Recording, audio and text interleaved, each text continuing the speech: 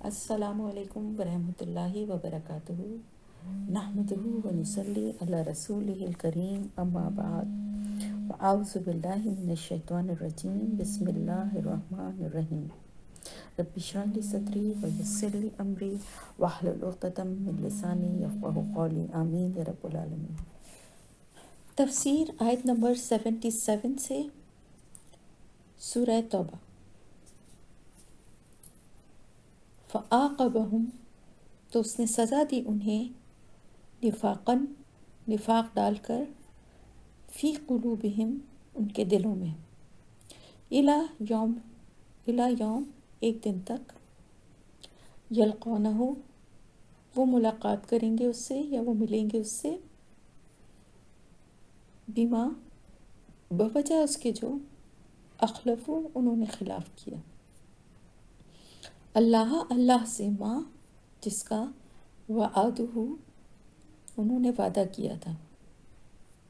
وبما اور بوجہ اس کے جو کانو تھے وہ یکذبوں وہ جھوٹ بولتے۔ یہ جو آیت ہے اس کا تعلق جو ہے وہ پچھلی 2 آیتوں سے یہ یعنی سمجھیے اسی کنٹینویشن میں یہ آیت کا مضمون جو ہے وہ چل رہا ہے۔ جیسا کہ ہم نے پچھلے اس میں پڑھا تھا کہ ان میں سے کچھ لوگ ایسے ہیں جنہوں نے اللہ سے عہد کیا تھا کہ اگر اللہ اپنے فضل سے انہیں دے گا تو وہ ضرور صدقہ کریں گے اور نیک لوگوں میں سے ہو جائیں گے، اپنی اصلاح کر لیں گے۔ لیکن جب اللہ تعالیٰ نے انہیں دیا اپنے فضل سے تو وہ بخل کرنے لگے اللہ کے ساتھ اور وہ منہ موڑ گئے، اور وہ منہ موڑنے والے ہی تھے، اعراض برتنے والے ہی تھے۔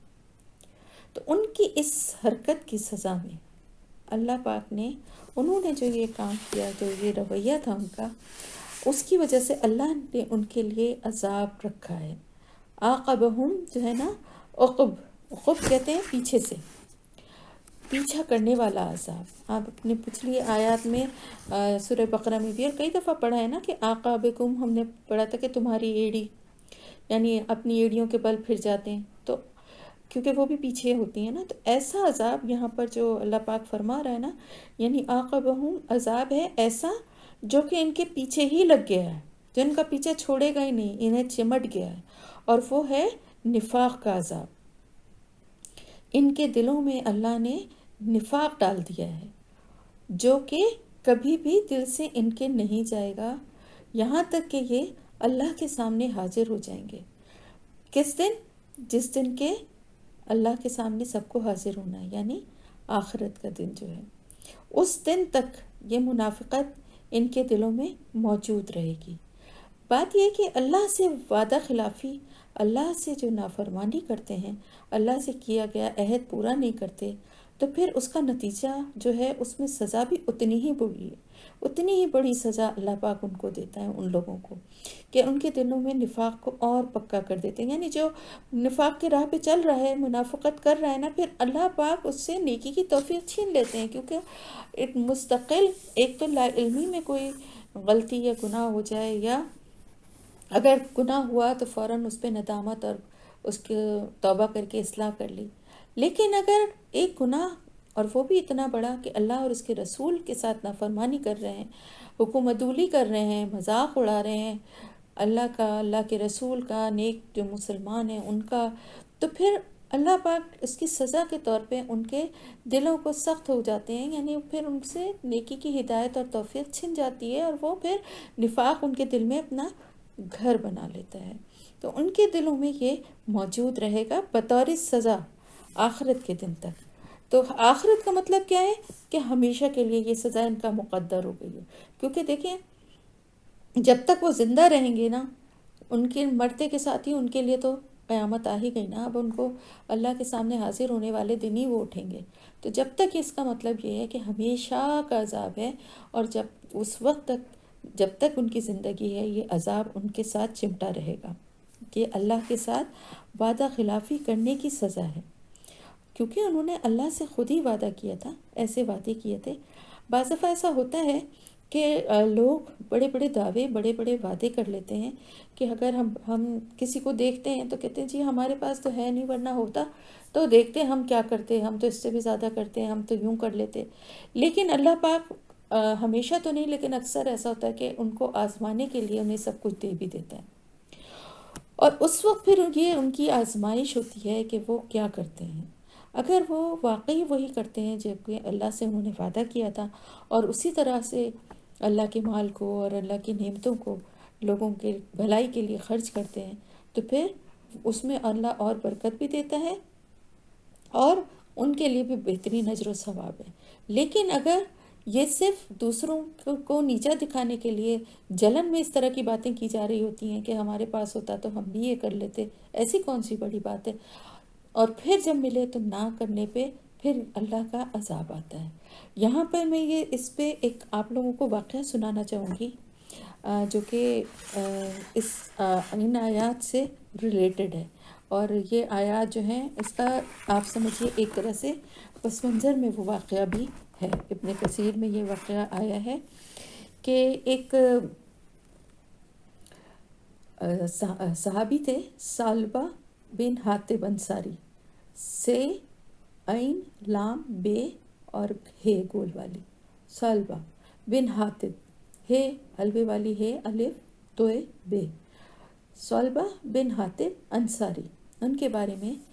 یہ آیت نازل ہوئی ہے۔ یہ خیال ہے، ہوا یہ تھا کہ انہوں نے حضور اکرم صلی اللہ علیہ وسلم سے درخواست کی کہ میرے لیے مالداری کی دعا کیجیے۔ آپ نے فرمایا کہ تھوڑا مال جس کا شکر ادا ہو اس سے بہت اچھا ہے جو اپنی طاقت سے زیادہ ہو۔ لیکن اس نے پھر دوبارہ درخواست کی تو آپ نے پھر سمجھایا کہ تو اپنا حال اللہ کے نبی کے جیسا رکھنا پسند نہیں کرتا۔ واللہ اگر میں چاہتا تو یہ پہاڑ سونے چاندی کے بن کر میرے ساتھ چلتے، آپ صلی اللہ علیہ وسلم نے فرمایا۔ اس نے کہا حضور واللہ میرا ارادہ ہے کہ اگر اللہ مجھے مالدار کر دے تو میں خوب سخاوت کروں گا اور ہر ایک کو اس کا حق ادا کروں گا، یعنی میں بہت اللہ کی راہ میں خرچ کرنے والا بنوں، اس لیے میں مال چاہتا ہوں، کہنے کا یہ مقصد تھا۔ آپ صلی اللہ علیہ وسلم نے اس کے لیے مال میں برکت کی دعا کی۔ اس کی بکریاں تھیں، بکریاں پالی ہوئی تھیں، اس میں اس طرح سے زیادتی شروع ہوئی، یعنی اس طرح وہ بڑھنا شروع ہوئی جیسے کیڑے نہیں بڑھنے شروع ہو جاتے ہیں تیزی کے ساتھ، اتنی زیادہ ان میں یعنی اللہ کی طرف سے برکت ہو گئی، یہاں تک کہ مدینہ شریف میں رہنے کے لیے اس کے جانوروں کی جگہ نہ ہوئی، تنگ پڑنے لگا، تو یہ ایک میدان میں نکل گیا مدینہ سے باہر۔ اب کیا ہوا کہ ظہر اور عصر تو جماعت کے ساتھ ادا کرتا، لیکن باقی نمازیں جماعت کے ساتھ اسے نہیں ملتی تھیں، لیکن جانوروں میں اور برکت اللہ کی طرف سے ہوتی گئی۔ اب یہ کیا تھی؟ یہ جانوروں میں برکت جو تھی یہ اس کی آزمائش تھی، اور پھر اس کو اور دور جانا پڑا۔ اب سوائے جمعے کے اور سب جماعتیں اس سے چھٹ گئیں، مال بڑھتا گیا، دولت، مویشی، مال سب بڑھتا گیا، اور یہاں تک ہو گیا کہ ہفتے کے بعد جمعے کی نماز کے لیے آنا بھی اس نے چھوڑ دیا۔ آنے جانے والے قافلوں سے پوچھ لیا کرتا تھا کہ جمعے کے دن کیا بیان ہوا ہے۔ ایک مرتبہ آپ صلی اللہ علیہ وسلم نے اس کا حال دریافت کیا، لوگوں نے سارا حال بیان کر دیا۔ آپ صلی اللہ علیہ وآلہ وسلم نے 2 شخص جن میں ایک قبیلہ جہینہ کا اور دوسرا قبیلہ سلیم کا تھا، انہیں تحصیلدار بنا کر صدقہ لینے کے احکام لکھ کر انہیں پروانہ دے کر بھیجا، اور فرمایا کہ ثعلبہ سے اور بنی سلیم کے ایک اور تھے جو کہ بہت مالدار تھے، ان سے صدقہ لیا۔ یہ دونوں ثعلبہ کے پاس پہنچے، فرمان رسول صلی اللہ علیہ وآلہ وسلم دکھایا، صدقہ طلب کیا تو وہ کہنے لگا واہ واہ، یہ تو جزیہ کی بہن ہے، یہ تو بالکل ایسے ہی ہے جیسے کافروں سے جزیہ لیا جاتا ہے، یہ کیا بات ہوئی؟ اچھا ابھی تم جاؤ، واپسی پہ لوٹتے ہوئے آنا۔ وہ چلے گئے آگے، اور دوسرے شخص کے پاس جب پہنچے تو وہ جو تھے وہ بنی سلیم کے تھے، اور وہ واقعی بڑے نیک آدمی تھے۔ جب انہوں نے یہ معلوم ہوا تو انہوں نے اپنے بہترین جانور نکالے اور انہیں لے کر خود ہی آگے بڑھے، اور انہوں نے ان جانوروں کو جب دیکھا جو لینے کے لیے آئے تھے تو انہوں نے کہا تھا کہ نہیں، اتنا تو ہم نے لینے کا کے لائق ہم نہیں ہیں، نہ تجھ پر ان کا دینا واجب ہے۔ تو اس نے کہا میں اپنی خوشی سے اپنے بہترین جانور دینا چاہتا ہوں، آپ انہیں قبول فرمائیے۔ بالآخر انہوں نے لے لیے۔ پھر اسی طرح اوروں سے بھی، اور لوگ بھی تھے، ان سے بھی وصول کیا۔ لوٹتے ہوئے پھر ثعلبہ کے پاس آئے، اس نے کہا ذرا مجھے وہ پرچہ تو پڑھاؤ جو تمہیں دیا گیا ہے۔ پڑھ کر کہنے لگا بھائی یہ تو صاف صاف جزیہ ہے جو کافروں پر ٹیکس مقرر کیا جاتا ہے، یہ تو بالکل ویسا ہی ہے۔ اچھا تم جاؤ، میں سوچ سمجھ لوں پھر دیکھوں گا۔ یہ واپس چلے گئے اور جا کے سارا حال آپ صلی اللہ علیہ وسلم سے فرمایا۔ آپ صلی اللہ علیہ وسلم نے ثعلبہ پر اظہار افسوس کیا اور سلمہ بنی سلمہ کا جو شخص تھا اس کے لیے برکت کی دعا کی۔ بس اللہ تعالیٰ نے اس پر یہ آیات نازل فرمائی۔ ثعلبہ کے قریبی رشتہ دار نے جب یہ سب کچھ سنا تو جا کر ثعلبہ سے یہ واقعہ بیان کیا اور آیت بھی پڑھ کر سنائی۔ تو پھر یہ آپ صلی اللہ علیہ وسلم کے پاس آیا اور درخواست کی کہ اس کا صدقہ قبول کیا جائے۔ آگے کی آیت جو ہے وہ بھی اسی سے ریلیٹڈ ہے، وہ بھی میں ابھی جب پڑھیں گے تو آپ کو اور اچھے سے سمجھ میں آ جائے گا۔ آپ نے فرمایا اللہ تعالیٰ نے مجھے تیرا صدقہ قبول کرنے سے منع فرما دیا ہے۔ اس پر یہ اپنے سر پر خاک ڈالنے لگا۔ آپ نے فرمایا یہ سب تیرا ہی کیا دھرا ہے، میں نے تو تجھے کہا تھا لیکن تو نہ مانا۔ مجبوراً یہ واپس اپنی جگہ چلا آیا، حالانکہ اس کو کیا چاہیے تھا؟ اس کو چاہیے تھا کہ آپ صلی اللہ علیہ وسلم کے پاؤں پکڑ لیتا، اپنے سارے جانور لا کے وہاں حاضر کر دیتا کہ مجھے یہ کچھ نہیں چاہیے، اپنا سارا مال و دولت لیا تھا کہ میں نے اس کی وجہ سے میں نے اللہ اور اس کے رسول کی نافرمانی کی ہے، مجھے یہ سب نہیں چاہیے، بس مجھے آپ اللہ سے بھی معافی دلا دیں اور آپ بھی مجھے معاف کر دیں۔ یہ رویہ ہونا چاہیے تھا۔ لیکن مال کی محبت دل میں جب گھر کر جاتی ہے نا تو پھر معافی تو مانگی اس نے، لیکن اس طرح نہیں مانگی جیسا کہ مانگنا چاہیے تھی۔ اگر اس طرح مانگتا، اس طرح سارا مال اپنا حاضر کر دیتا لا کے، تو یقیناً اللہ اور اس کے رسول راضی ہو جاتے، اس کی ندامت کو قبول کر لیتے، توبہ کو قبول کر لیتے۔ یہ میری اپنی ذاتی رائے ہے کہ اللہ کے پاس تو بڑے سے بڑے گناہ کی معافی ہے نا، لیکن نیت اور طلب جو ہے نا وہ سچی ہونی چاہیے۔ اللہ بڑا غفور الرحیم ہے، بڑے سے بڑا گناہ معاف کر دیتا ہے۔ انسان کی نیت بس خالص ہونی چاہیے، نیت ہونی چاہیے کہ مجھے معافی مانگنی ہی ہے، مجھے معافی لینی ہی ہے، رونا گڑ گڑانا جو کچھ دینا پڑ جائے اس کی راہ میں وہ دے کے اللہ کو اور اس کے رسول کو راضی کر لینا چاہیے۔ تو یہ میں نے آپ کو اپنی رائے بھی بتائی ہے واقعہ بتانے کے بعد، لیکن ہوا کیا کہ وہ اپنی جگہ واپس چلا گیا۔ پھر آپ صلی اللہ علیہ وسلم کے انتقال تک آپ صلی اللہ علیہ وسلم نے اس کی کوئی چیز قبول نہ فرمائی، یعنی اس کا مطلب اس نے اور بھی دفعہ کوشش کی ہوگی۔ پھر یہ حضرت ابوبکر صدیق رضی اللہ تعالیٰ عنہ کے دور میں آیا اور کہنے لگا کہ آپ میرا صدقہ قبول فرمایا۔ آپ نے جواب دیا جب اللہ کے رسول نے نہیں قبول فرمایا تو میں کون ہوں قبول کرنے والا؟ آپ نے بھی انکار کر دیا۔ جب آپ کا بھی انتقال ہوا تو یہ حضرت عمر رضی اللہ تعالیٰ عنہ کے پاس آیا اور کہا امیر المومنین میرا صدقہ قبول فرمائیے۔ اب انہوں نے بھی وہی جواب دیا کہ جب حضور صلی اللہ علیہ وسلم نے قبول نہیں فرمایا، خلیفہ اول نے قبول نہیں فرمایا، تو اب میں کیسے قبول کر سکتا ہوں؟ چنانچہ آپ نے بھی اپنی خلافت میں اس کا صدقہ قبول نہیں فرمایا۔ پھر خلافت حضرت عثمان کے سپرد ہوئی تو یہ ازلی منافق پھر آیا اور پھر منت سماجت کرنے لگا، لیکن آپ نے بھی یہی جواب دیا کہ جب حضور صلی اللہ علیہ وسلم نے اور آپ کے دونوں خلیفہ جو تھے انہوں نے تیرا صدقہ قبول نہیں کیا تو میں کیسے قبول کر دوں؟ تو اسی طرح سے اس کا صدقہ کسی نے بھی قبول نہیں کیا اور پھر یہ شخص ہلاک ہو گیا۔ تو اس سے کیا پتہ چلا کہ پہلے تو سخاوت کے وعدے کیے گئے، بڑی بڑی قسمیں کھائیں، پھر اپنے وعدے سے پھر گیا اور سخاوت کے عوض بخیلی اور وعدہ شکنی کی۔ تو اس جھوٹ اور عہد شکنی کے بدلے اس کے دل میں نفاق بے وسط ہو گیا جو پوری زندگی اس کے ساتھ رہا۔ اب آپ دیکھیں نا، اس نے کیونکہ اللہ سے وعدہ شکنی کی تھی، جھوٹ بولا تھا اللہ اور اللہ کے رسول سے کہ میں تو اس لیے مال چاہتا ہوں کہ میں اللہ کی راہ میں خوب خرچ کروں اور ہر ایک کو اس کا حق دوں، یہ جھوٹ بول رہا تھا نا اور جھوٹا وعدہ کر رہا تھا۔ تو اس جھوٹ کی وجہ سے پھر کیا ہوا کہ دل میں ایسا نفاق اس کے جڑ پکڑ گیا کہ جب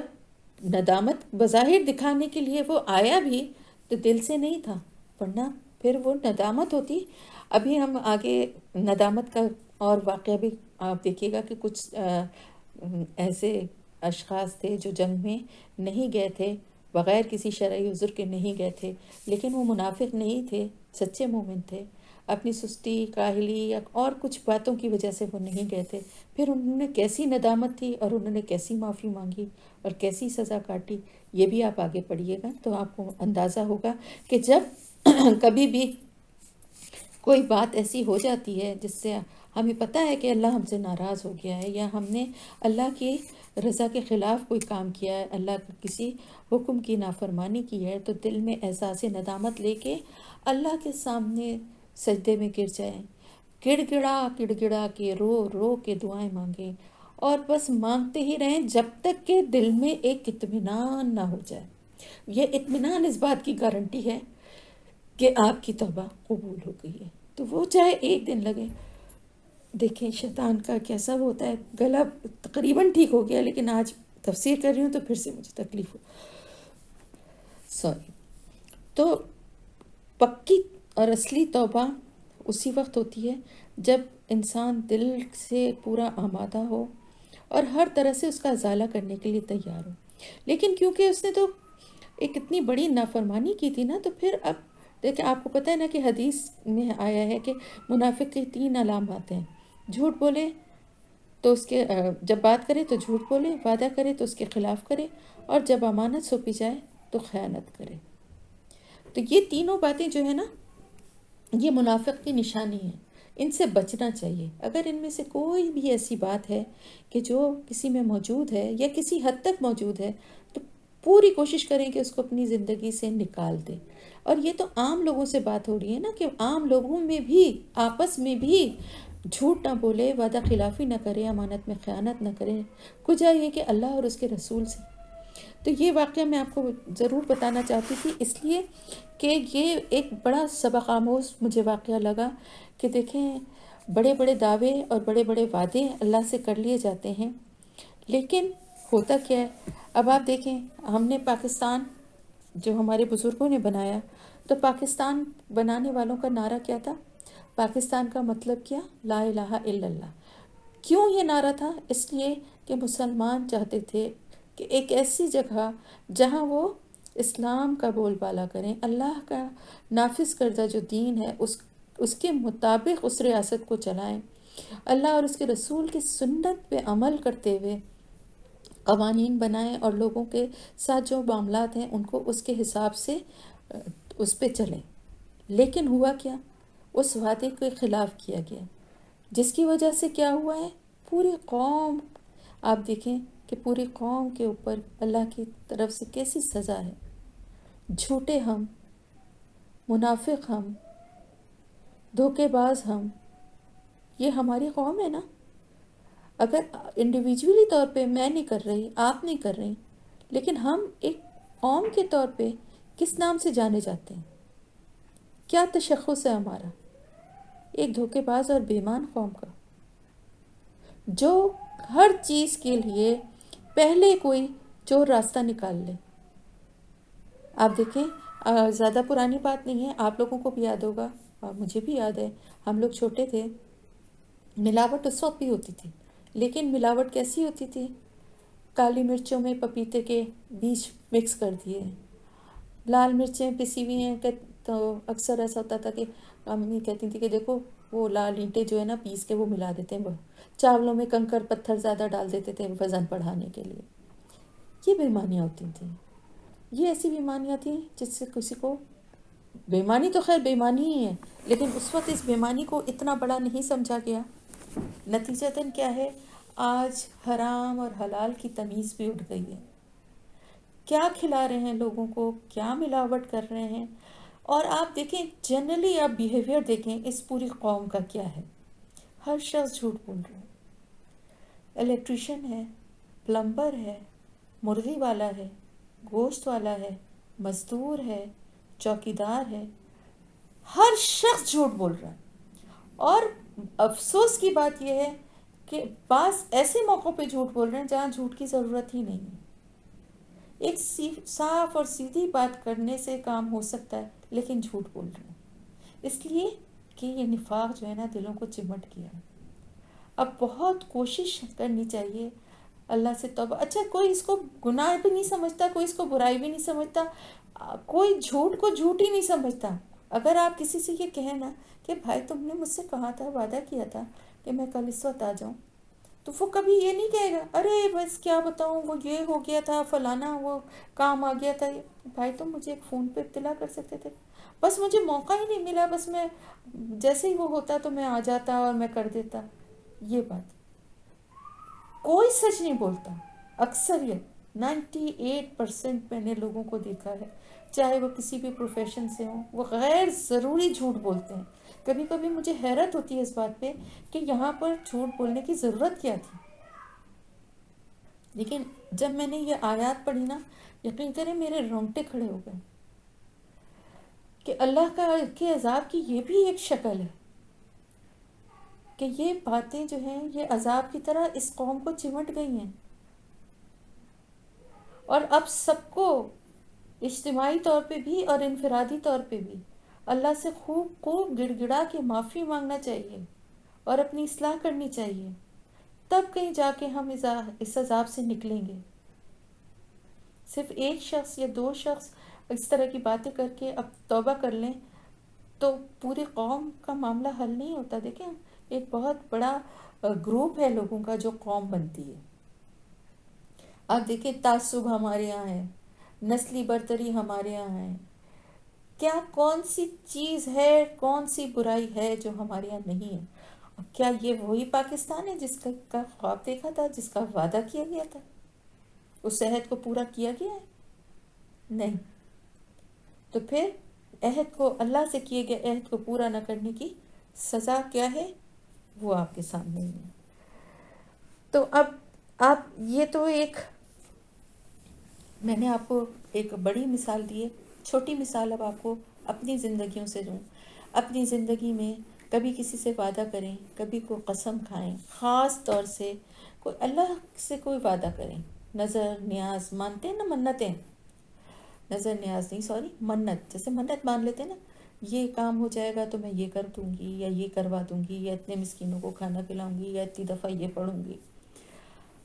یا کوئی قسم کھا لیتے ہیں اللہ کی کہ یہ کام کروں گی میں, یہ ہو گیا تو اب اللہ کی قسم کھا لی کہ میں جھگڑا ہوا کسی سے, اس سے تو میں اب زندگی بھر نہیں ملوں گی, کبھی اس کی شکل نہیں دیکھوں. جھگڑا ختم, بات ختم ہو, آپ نے قسم کھائی. ایک بات یاد رکھیں, اگر آپ نے قسم کھائی ہے کسی غلط بات کی تو اس کی اصلاح کرنے کے لیے آپ اس قسم کو توڑ سکتے, اس کا کفارہ دے کے. لیکن جو خالصتاً اللہ کے کاموں کے لیے قسم کھائی ہے نا, اس کو پورا کریں. منت مانی ہے نا, اس کو پورا کریں. میں آپ کو پہلے بھی یہ جب ٹاپک آیا تھا قسموں کا اور اس کا, تو میں نے آپ کو بتایا تھا کہ دیکھیں منت مانگنا پسندیدہ نہیں ہے. بہتر یہ ہے, سب سے اچھا طریقہ یہ ہے کہ خوب اللہ سے نماز حاجت پڑھے, دعائے حاجت پڑھے, اور خوب اللہ سے دعا کرے. جو بھی کام ہے, جس چیز کے لیے بھی دعا کر رہا ہے, اللہ سے مانگے, رو رو کے مانگے, سجدے میں مانگے, ہر طرح سے مانگے, نیک کام کرے, اللہ کی راہ میں خرچ کرے کہ اللہ تو اس کو قبول کر لے, تو میرا اس دیے ہوئے کو قبول کر کے میرا یہ کام ہو جائے. جو کچھ کر سکتا ہے ویسے ہی کرے. اور پھر جب اللہ اس کی دعا قبول کر لے, اس کا کام ہو جائے, تو پھر جو کچھ وہ کرنا چاہتا ہے شکرانے کے طور پہ, مسکینوں کو کھانا کھلانا چاہتا ہے, شکرانے کے نفل پڑھنا چاہتا ہے, جو کچھ درود شریف پڑھنا چاہتا ہے, کچھ بغیر مانے ویسے ہی شکرانے کے طور پہ اللہ کی تسبیح کرنا چاہتا ہے, 1000 دفعہ پڑھنا چاہتا ہے, 10,000 دفعہ اب یہ اس کی اوپر ہے, وہ جتنا کر سکتا ہے کرے گا, نہیں کر سکے گا کوئی اس پہ وبال نہیں ہے. لیکن اگر کسی نے مان لیا کہ میں 1000 دفعہ جو ہے وہ درود پڑھوں گی, یا 1,00,000 دفعہ یہ کروں گی, یا میں 100 نفل پڑھوں گی, یا میرا یہ کام ہو جائے تو میں یہ اب آپ کو نہیں پتا نا کس وقت کس کی کیسی صحت ہے, کیسی حالت ہے, کون کر سکتا ہے, کون نہیں کر سکتا, اور کتنا کر سکتا ہے. اور بعض دفعہ ہم بالکل ٹھیک بھی ہوتے ہیں, صحت بھی صحیح ہوتی ہے, لیکن کچھ حالات ایسے ہوتے ہیں, مصروفیت ایسی ہوتی ہے کہ ہم نہیں کر پاتے. تو وہ ڈیلے جتنا بھی ہوگا وہ بھی گناہ ہے, اور اگر پورا نہ ہوا تو بھی گناہ ہے. تو اس طرح کی چیزوں کو, اس طرح کے عہد اللہ سے نہ کیے جائیں. تو یہ میں نے بہت تفصیل سے اس کو بتا دیا, کیونکہ یہ ہے بہت خطرناک بات کہ سب سے اللہ سے کیے گئے وعدوں کو توڑنا، سب سے بڑا تو اللہ سے جو وعدہ ہم نے کیا ہے عہد الست۔ عہد الست کیا ہے؟ الست بربکم، ہم نے پڑھا تھا نا کہ کیا اللہ تعالیٰ نے پوچھا تھا کیا نہیں ہوں میں تمہارا رب؟ تو ہم نے کہا تھا بلا، تمام روحوں نے کہا تھا بالکل بالکل ہیں اللہ پاک، آپ ہی ہیں، آپ ہی ہمارے رب ہیں۔ لیکن دنیا میں آنے کے بعد ہم پھر کیا اگر کریں، اگر اللہ کے احکامات کی نافرمانی کریں، کیونکہ عہد الست کے ساتھ ہی ساتھ کیا عہد جڑا ہے؟ اگر اللہ ہمارا رب ہے تو پھر ہمارے رب کا ہر حکم ماننا ہم پر فرض ہے، اور اللہ کے رسول کی پیروی کرنا یہ بھی اس وعدے میں شامل ہے۔ تو یہ ساری باتیں جب ہم نے اللہ سے وعدہ کر لیا ہے تو پھر جس چیز سے بھی، جس حکم سے بھی ہم روگردانی کرتے ہیں، نماز نہیں پڑھتے یا وقت پہ نہیں پڑھتے یا زکوٰۃ نہیں دیتے یا روزہ نہیں رکھتے یا جو کچھ بھی اس کے علاوہ بھی جھوٹ بولتے ہیں، دھوکہ دیتے ہیں یا جو کچھ بھی غلط کام کرتے ہیں جو کہ ہم نے اللہ سے عہد کیے ہوئے ہیں، تو وہ سب کے سب کیا ہیں؟ اللہ سے کیے ہوئے عہد کو توڑنا، اور اس کے نتیجے میں کتنا بڑا عذاب ہے بس اس بات کا وقفے وقفے سے اپنا جائزہ لیں۔ وقفے وقفے سے مطلب یہ کہ ویسے تو روز رات کو لیٹ کر ہی جائزہ لیں اپنے سارے دن کے معمولات کا، کہ کوئی ایسی بات آج ہم سے ہوئی تو نہیں ہے، کوئی جھوٹ تو نہیں بولا، کسی کو دھوکہ تو نہیں دیا، کوئی اللہ تعالیٰ کی نافرمانی تو نہیں کی، نماز پڑھی ہے وقت پہ، ساری چیزوں کا جائزہ لیں۔ اور اگر ہم جب وہاں ابوظہبی میں تھے تو ہمارا ایک اسٹڈی سرکل ہوتا تھا، اس اسٹڈی سرکل میں یہ ہوتا تھا کہ کوئی بھی ایک صورت جو ہے نا وہ دے دی جاتی تھی اور ہم سب اس کو اسٹڈی اپنے طور پہ کر کر آتے تھے، اور پھر وہاں پر اس پہ کو ڈسکس کرتے تھے۔ تو اس میں بہت ہر ایک کا اپنا پوائنٹ آف ویو ہوتا ہے نا، تو بہت سارے ڈفرینٹ اینگل سے بھی آپ کو بات کے وہ سمجھ میں آتی ہے اور بہت اچھا رہتا ہے۔ انشاءاللہ ہمارا یہ ختم ہو جائے گا تو پھر ہم ایسا ایک ویک میں ایک رکھا کریں گے، اس سے بہت بہت انسان ہر ایک کو اپنا دماغ جو ہے نا قرآن پہ غور و فکر کرنے کے لیے ہر ایک لگاتا ہے۔ تو اس اسٹڈی سرکل میں اس کے ساتھ ساتھ ایک سب کے پاس ایک سب نے نوٹ بک بنائی ہوئی تھی، اس نوٹ بک میں کالم بنے ہوئے تھے پورے ویک کے، وہ ویکلی ہوتا تھا تو اس میں کالم بنے ہوئے ہوتے تھے۔ ایک ہوتا تھا کہ نماز کا، کہ اس میں لکھنا ہوتا تھا، یعنی 5 نمازوں کا وہ لکھا ہوتا تھا، ڈیلی کا ہوتا تھا، تو اس پہ آپ کو لکھنا ہوتا تھا کہ آپ نے پڑھی، پھر دوسرے اس پہ ٹائم پہ پڑھی، پھر تیسرے اس پہ کس طرح خشوع و خضوع سے پڑھی، تو یہ سارا کچھ ہوتا تھا۔ میں اس لیے بھی یہ بات بتا رہی ہوں کہ آپ لوگ چاہیں تو اپنے گھر میں ایسی ایک نوٹ بک بنا سکتے ہیں۔ اچھا، اس میں ایک یہ ہوتا تھا کالم، پھر ایک کالم یہ ہوتا تھا کہ آج آپ نے قرآن پڑھا، تلاوت کی کتنی کی، تو اس میں کسی نے 1 صفحہ کی، رکوع کی، ربع کیا، پورا سپارہ پڑھا، وہ لکھنا ہوتا تھا ڈیلی کا۔ پھر اس میں ایک یہ ہوتا تھا، ایک بہت امپورٹنٹ وہ ہوتا تھا کہ آپ نے اپنی فیملی کے ساتھ بیٹھ کے ان کو کچھ دین کی اور اچھی باتیں بتائیں، تو ایک کالم اس کا بھی ہوتا تھا کہ آپ نے کتنا ٹائم دیا اپنی بچوں کے ساتھ بیٹھ کے، اپنے شوہر کے ساتھ بیٹھ کے، تو 10 منٹ، 15 منٹ، 20 منٹ آپ نے کچھ ڈسکس کیا، کوئی اچھی بات بتائی، کچھ اچھے جیسے فیملی ٹائم ہوتا ہے نا کہ سب اچھے موڈ میں ہیں، اچھی باتیں ہو رہی ہیں، تو کوئی اچھی حدیث، کوئی اچھی بات۔ تو مجھے یہ سلسلہ بڑا اچھا لگتا تھا کہ اس طرح سے یہ ہوتا ہے کہ آپ اپنے پورا ڈیلی آپ کے پاس ایک وہ ہوتا ہے نا کہ آپ نے جیسے اب جیسے اکثر ایسا ہوتا ہے کسی دن آپ کوئی چیز بھول جاتے ہیں، مثلا کسی دن آپ سوچا صبح اٹھے کہ جلدی سے ابھی تلاوت کریں گے، لیکن ماسی آ گئی کام میں، ادھر پھر ایک فون آ گیا، 2 فون آ گئے، ظہر کا وقت یہ وہ ذہن سے نکل گیا، عصر کے وقت یاد آیا، بعض دفعہ پڑھ لیا، بعض دفعہ نہیں پڑھا، رات کو یاد آیا اور دیکھو آج میں بھول گئی پڑھنا۔ تو اس سے کیا ہوتا ہے کہ جب آپ کے پاس ڈائری مینٹین ہوتی ہے نا، ایک نوٹ بک ہوتی ہے، تو آپ کے پاس پھر آپ اپنے بچوں کو کتنا ٹائم دیتے ہیں، کتنی اچھی باتوں کو ڈسکس کرتے ہیں، اپنی کسی اس میں ایک یہ بھی ہوتا تھا کہ آپ نے آج کسی اپنے دوست کو یا کسی اس کو انوائٹ کیا، کسی اس کو اگر کسی دن ایسا ہوتا تھا تو وہ دن بہت اچھا ہوتا تھا کہ جس دن مطلب اس پہ ایک اسٹار ہوتا تھا، ملتا تھا کہ آپ نے کسی دوسرے کو بھی آپ نے قرآن کی طرف راغب کیا۔ تو اچھی باتیں جو ہے نا ان کو پھیلانا چاہیے۔ تو کہنے کا مقصد یہ تھا کہ دیکھیں ان سب چیزوں سے کیا ہوتا ہے، اپنے آپ کو چیک کرتا رہتا ہے انسان، تو پھر اس طرح کی کوئی بھی برائی جو ہے نا جو آہستگی سے ہماری زندگیوں میں داخل ہوتی ہے نا وہ نہیں ہو پاتی۔ تو بہت سارے طریقے ہیں جو لوگ اپناتے ہیں، ان میں سے یہ بھی ایک طریقہ ہے۔ علم یعلموا، کیا نہیں وہ جانتے، کیا نہیں انہوں نے جانا، ان اللہ، بے شک اللہ تعالیٰ، یعلم جانتا ہے، سرہم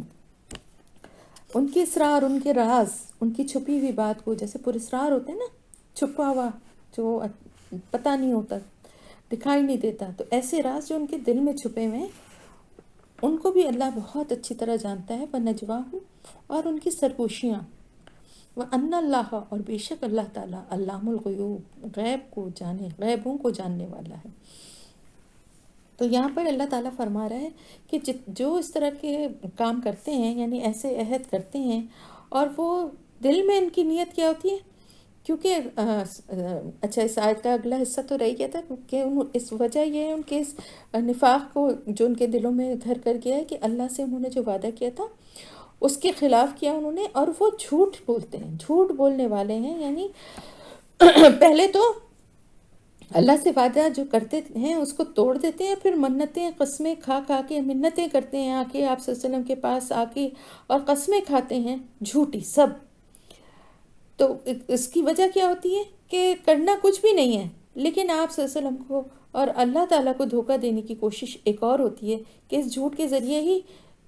دھوکہ دے دیں۔ کرنا تو وہی ہے کہ جو کچھ ان کے دل میں ہے، جو کچھ مال کی محبت ہے یا جو بھی غلط خیالات ہیں ان کو نہیں بدلنا چاہتے، صرف جھوٹی قسمیں کھا کے، کیونکہ جھوٹے ہیں۔ یہ بھی ایک میں نے بتایا نا کہ منافق کی بہت بڑی نشانی ہے۔ تو اب کیا اللہ تعالیٰ فرمایا، کیا وہ نہیں جانتے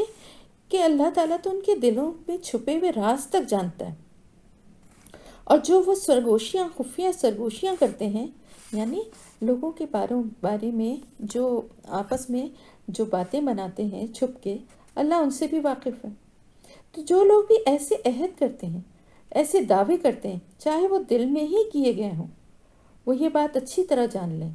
کہ ان کے اصل ارادے، ان کی اصل نیت کچھ بھی اللہ سے چھپی ہوئی نہیں ہے۔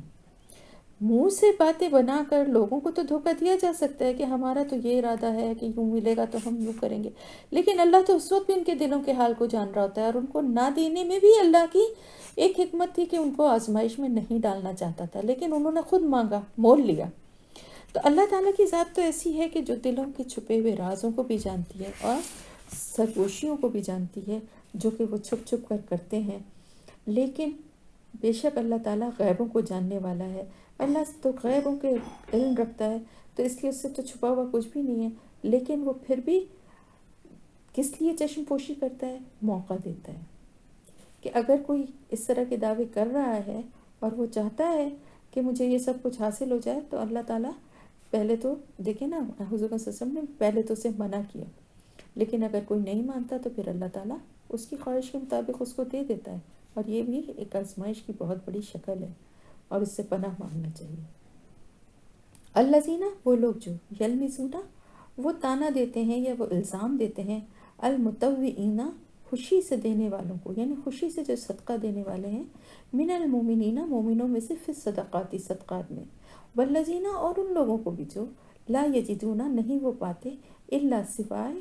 جہدہم اپنی سخت محنت سے، فیسخرون تو وہ مذاق اڑاتے ہیں، منہم ان کا، سخر اللہ مذاق اڑاتا ہے اللہ، منہم ان کا، وَلَهُمْ اور ان کے لیے عذاب علیم عذاب ہے دردناک۔ اب منافقین کی ایک اور صفت کہ وہ تانا دیتے ہیں، الزام لگاتے ہیں، وہ مسلمانوں کے سے تو ان کو ازلی بیر تھا نا، تو وہ ان کو ان کی ہر کام اور ہر ان کے نیکی کے اوپر کوئی نہ کوئی بات بنا کے اس کو نیچا دکھانے کی کوشش کرتے تھے۔ اب ایک طرف تو وہ کیا کرتے تھے کہ ان مسلمانوں کو جو خوشی سے، یعنی فرائض کے علاوہ، یہاں پر جو صدقات کی بات ہو رہی ہے نا، متوئین وہ خوشی سے دینے والے ہیں جو فرائض کو تو ادا کرتے ہی ہیں، یعنی زکوٰۃ وغیرہ تو دیتے ہی ہیں، لیکن اس کے علاوہ نفلی صدقات بھی بڑی خوشی خوشی ادا کرتے ہیں۔ اللہ اور اس کے رسول کا جب بھی حکم ہوتا ہے اور جب بھی دین کی راہ میں ضرورت پڑتی ہے، وہ بڑھ چڑھ کے خرچ کرتے ہیں۔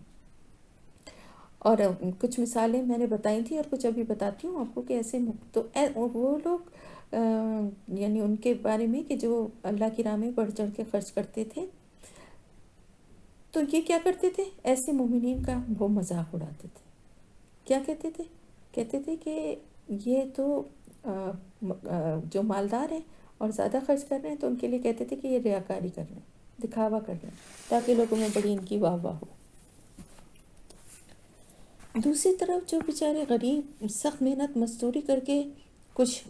دیتے تھے تو ان کی حیثیت یعنی ان کی کم حیثیت ہونے کا اور ان کی دی ہوئی چیز کا مذاق اڑاتے تھے۔ آپ کو پہلے میں نے بتایا تھا اور آپ سب بچپن سے یہ واقعات پڑھیں کہ حضرت ابوبکر صدیق اور حضرت عمر کس طرح سے لے کر آئے تھے حضرت ابوبکر صدیق رضی اللہ تعالیٰ عنہ اپنے گھر کا سارا سامان، اور حضرت عمر آدھا،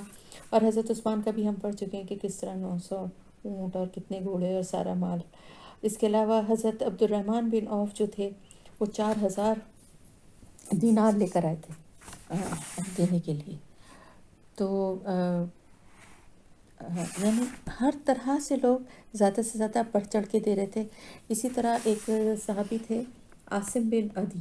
انہوں نے 100 وسق کھجوریں دی تھیں۔ اب آپ وسق سمجھیں کیا ہے؟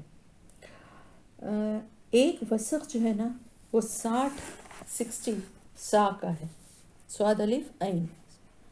اور ایک سا جو ہے وہ 2.5 کلو کا ہے۔ تو سوچیں کہ 60 سا جو ہیں 2.5 کلو کے حساب سے کتنے ہوئے، اور پھر ایک وسق جو ہے یعنی یہ وہ اتنا ہوا، اور پھر ایسے 100 وسق، تو کتنی کھجوریں ہوئی ہوں گی؟ سوچیں آپ کتنے 100 کلو کھجوریں ہوں گی۔ تو وہ لے کر آئے، تو جب وہ ایک طرف وہ لے کر آئے، دوسری طرف ایک اور صحابی جو تھے جن کا نام تھا حضرت ابو عقیل، وہ بیچارے ظاہر غریب تھے، انہوں نے رات بھر یہ انصاری صحابی تھے، یہودی کے یہاں مزدوری کی، ساری رات کنویں سے پانی نکال کر اس کے باغ کو سیراب کرتے رہے۔ صبح انہیں مزدوری کے طور پر کچھ کھجوریں ملی، ان میں سے انہوں نے آدھی کھجوریں تو گھر میں بچوں کے لیے چھوڑ دیں اور باقی آدھی آپ صلی اللہ علیہ وسلم کی خدمت میں لا کر پیش کر دیں۔ آپ صلی اللہ علیہ وآلہ وسلم ان کے خلوص اور ان کے اخلاص اور حسن عمل سے بہت خوش ہوئے، اور آپ نے ان کھجوروں کو پھیلا کے پورے سامان کے اوپر ڈال دیا اور کہا یہ سب پر بھاری ہے۔ کیونکہ دیکھیں نا نیت جو ہے نا، آپ کو ہمیشہ قرآن میں اور ویسے بھی سننے میں یہی بات آتی ہے نا کہ اعمال جو ہیں ان کو تولا جائے گا، گنا نہیں جائے گا۔ اور تولا کس چیز سے، کس بنیاد پہ جائے گا؟ نیتوں اور اخلاص کے بنیاد پر۔ تو اب دیکھیں ایک شخص جس کے پاس کل ہیں ہی 2 مٹھی کھجوریں جو اس کو معاوضے میں ملی ہیں، اب اس 2 مٹھی میں سے اس نے اپنے بچوں کے لیے، ظاہر ہے رات بھر محنت کر کے بچوں کو تو بھوکا نہیں چھوڑ سکتا ہے، وہ بھی تو اس کی ذمہ داری ہے نا، باقی جو تھا وہ لا کے اس نے دے دیا۔ اس کے پاس مال ہی اتنا ہے، کسی کے پاس 1000 درہم ہے اور کسی کے پاس 1 مٹھی کھجور ہے، تو اللہ کی نظر میں وہ دونوں برابر ہیں۔ ان کی نیت کا اخلاص جو ہے نا وہ اللہ کے پاس اجر و ثواب ان کو دلوائے گا۔ تو اب کیا ہوتا تھا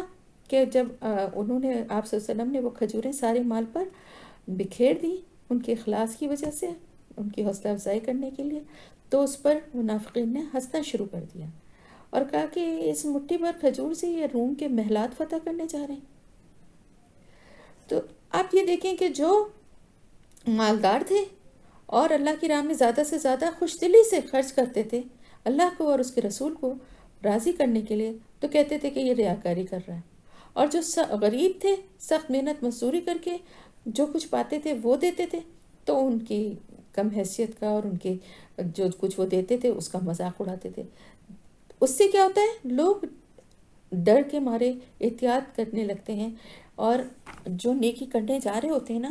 وہ بھی ڈر جاتے ہیں کہ بھئی یہ اتنا سا میں دوں تو میرا بھی یہاں پر یہ بھی ایک مذاق بن جائے گا۔ آپ دیکھیں بعض دفعہ ایسا ہوتا ہے نا کہ کوئی کلیکشن ہو رہا ہوتا ہے یا کچھ ہوتا ہے، تو عام طور سے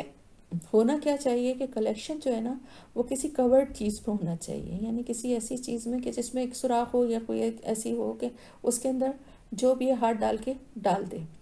لیکن جہاں پر دکھا دکھا کے ہو رہا ہو تو وہاں جس کے پاس زیادہ نہیں ہو وہ بیچارہ اپنا دل مار کے رہ جاتا ہے۔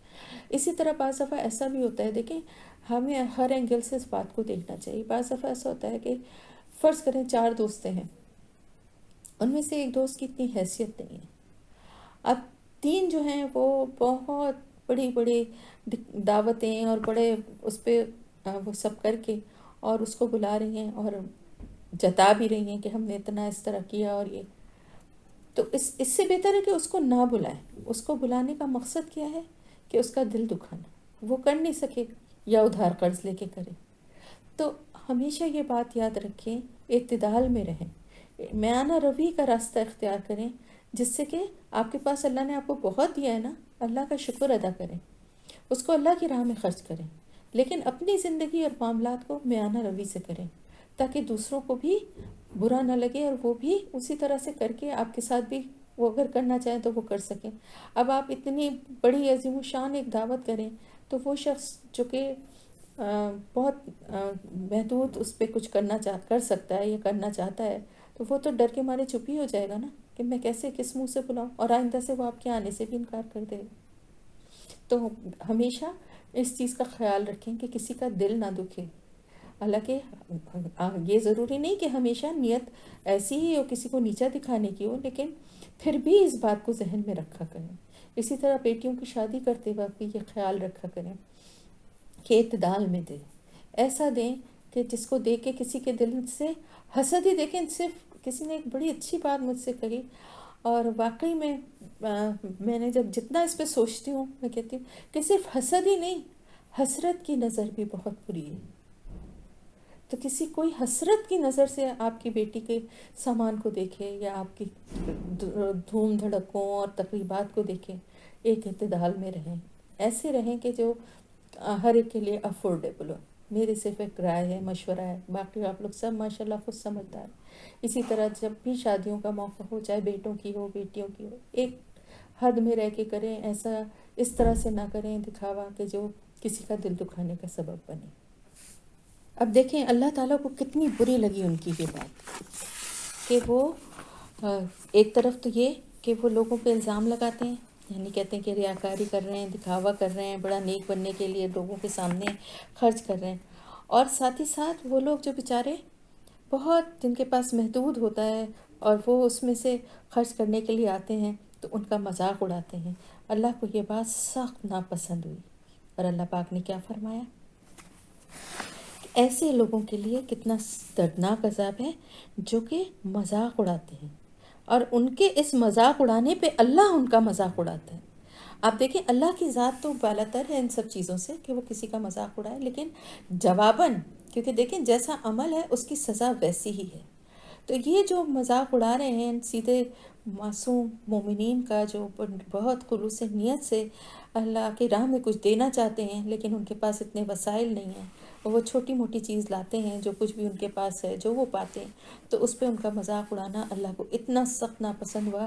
کہ اللہ تعالیٰ فرما رہا ہے کہ جیسے عمل تم کر رہے ہو ویسی ہی اس کی جزا پاؤ گے، اور مذاق کا بدلہ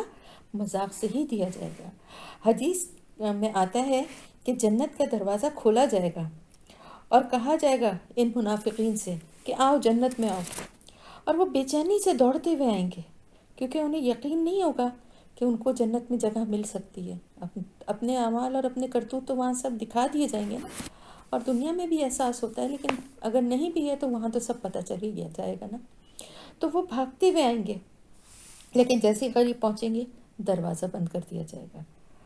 اور کہا جائے گا کہ یہ مذاق ہے جو دنیا میں تم مذاق اڑاتے تھے، یہ اس کا جواب ہے. پھر یہ مذاق اس حد تک ہوگا کہ بار بار ایسے ہی کیا جائے گا، اور وہ نا امیدی کے ساتھ، یعنی ان کو اب ایک اندازہ تو ہو جائے گا کہ نہیں ہے ہمارے لیے یہ، لیکن پھر بھی ایک امید سے وہ بھاگیں گے، ہر دفعہ بھاگیں گے، اور ہر دفعہ ان کو حالانکہ یہ اندازہ ہو چکا ہوگا کہ اب یہی ہونے والا ہے، ایسا بار بار ہوگا، اور وہ بار بار آگے بڑھتے رہیں گے. ان منافقین کے ساتھ ایسا ہی مذاق کیا جانے والا ہے. اس عمل کی سزا اللہ پاک کچھ اور بھی دے سکتا تھا، لیکن کیونکہ انہوں نے مذاق اڑایا ہے اس لیے جیسا کام انہوں نے کیا اس کا ویسے ہی بدلہ پائیں گے. حقیقت میں تو آخر اس کے بعد، اس مذاق کے بعد ان کا یہ دردناک عذاب تو ہے ہی جو دوزخ کا ہے، لیکن ان کو اس طرح سے یعنی جنت کو کے دروازے تک لا لا کے پلٹایا جائے گا. تو سوچیں کیا اس وقت ان کی حالت ہوگی، کیا کیفیت ہوگی کہ ایک طرف تو انسان مایوس ہو چکا ہوگا کہ وہ حقداری نہیں ہے، پھر ایک اس کو ایک امید، ایک وہ دکھائی جائے گی کہ شاید اللہ کی طرف سے مجھے مل گئی اجازت اور پھر وہاں سے پلٹا دیا جائے، دروازے بند کر دیے جائیں، یہ اس کی سزا ہے جو ان معصوم مسلمانوں کا جو دل دکھا ہے، ان کا جو مذاق اڑایا ہے، ان کے اس اخلاص کا جو اللہ کے لیے وہ کر رہے تھے اس کو حقیر سمجھ کے اس کا مذاق اڑایا ہے، تو اس کے لیے ان کو یہ سزا دی جائے گی۔ استغفر، آپ بخشش مانگیے، لہم، ان کے لیے، یعنی ان منافقین کے لیے، اولا تستغفر، یا آپ نہ بخشش مانگیے، لہم، ان کے لیے،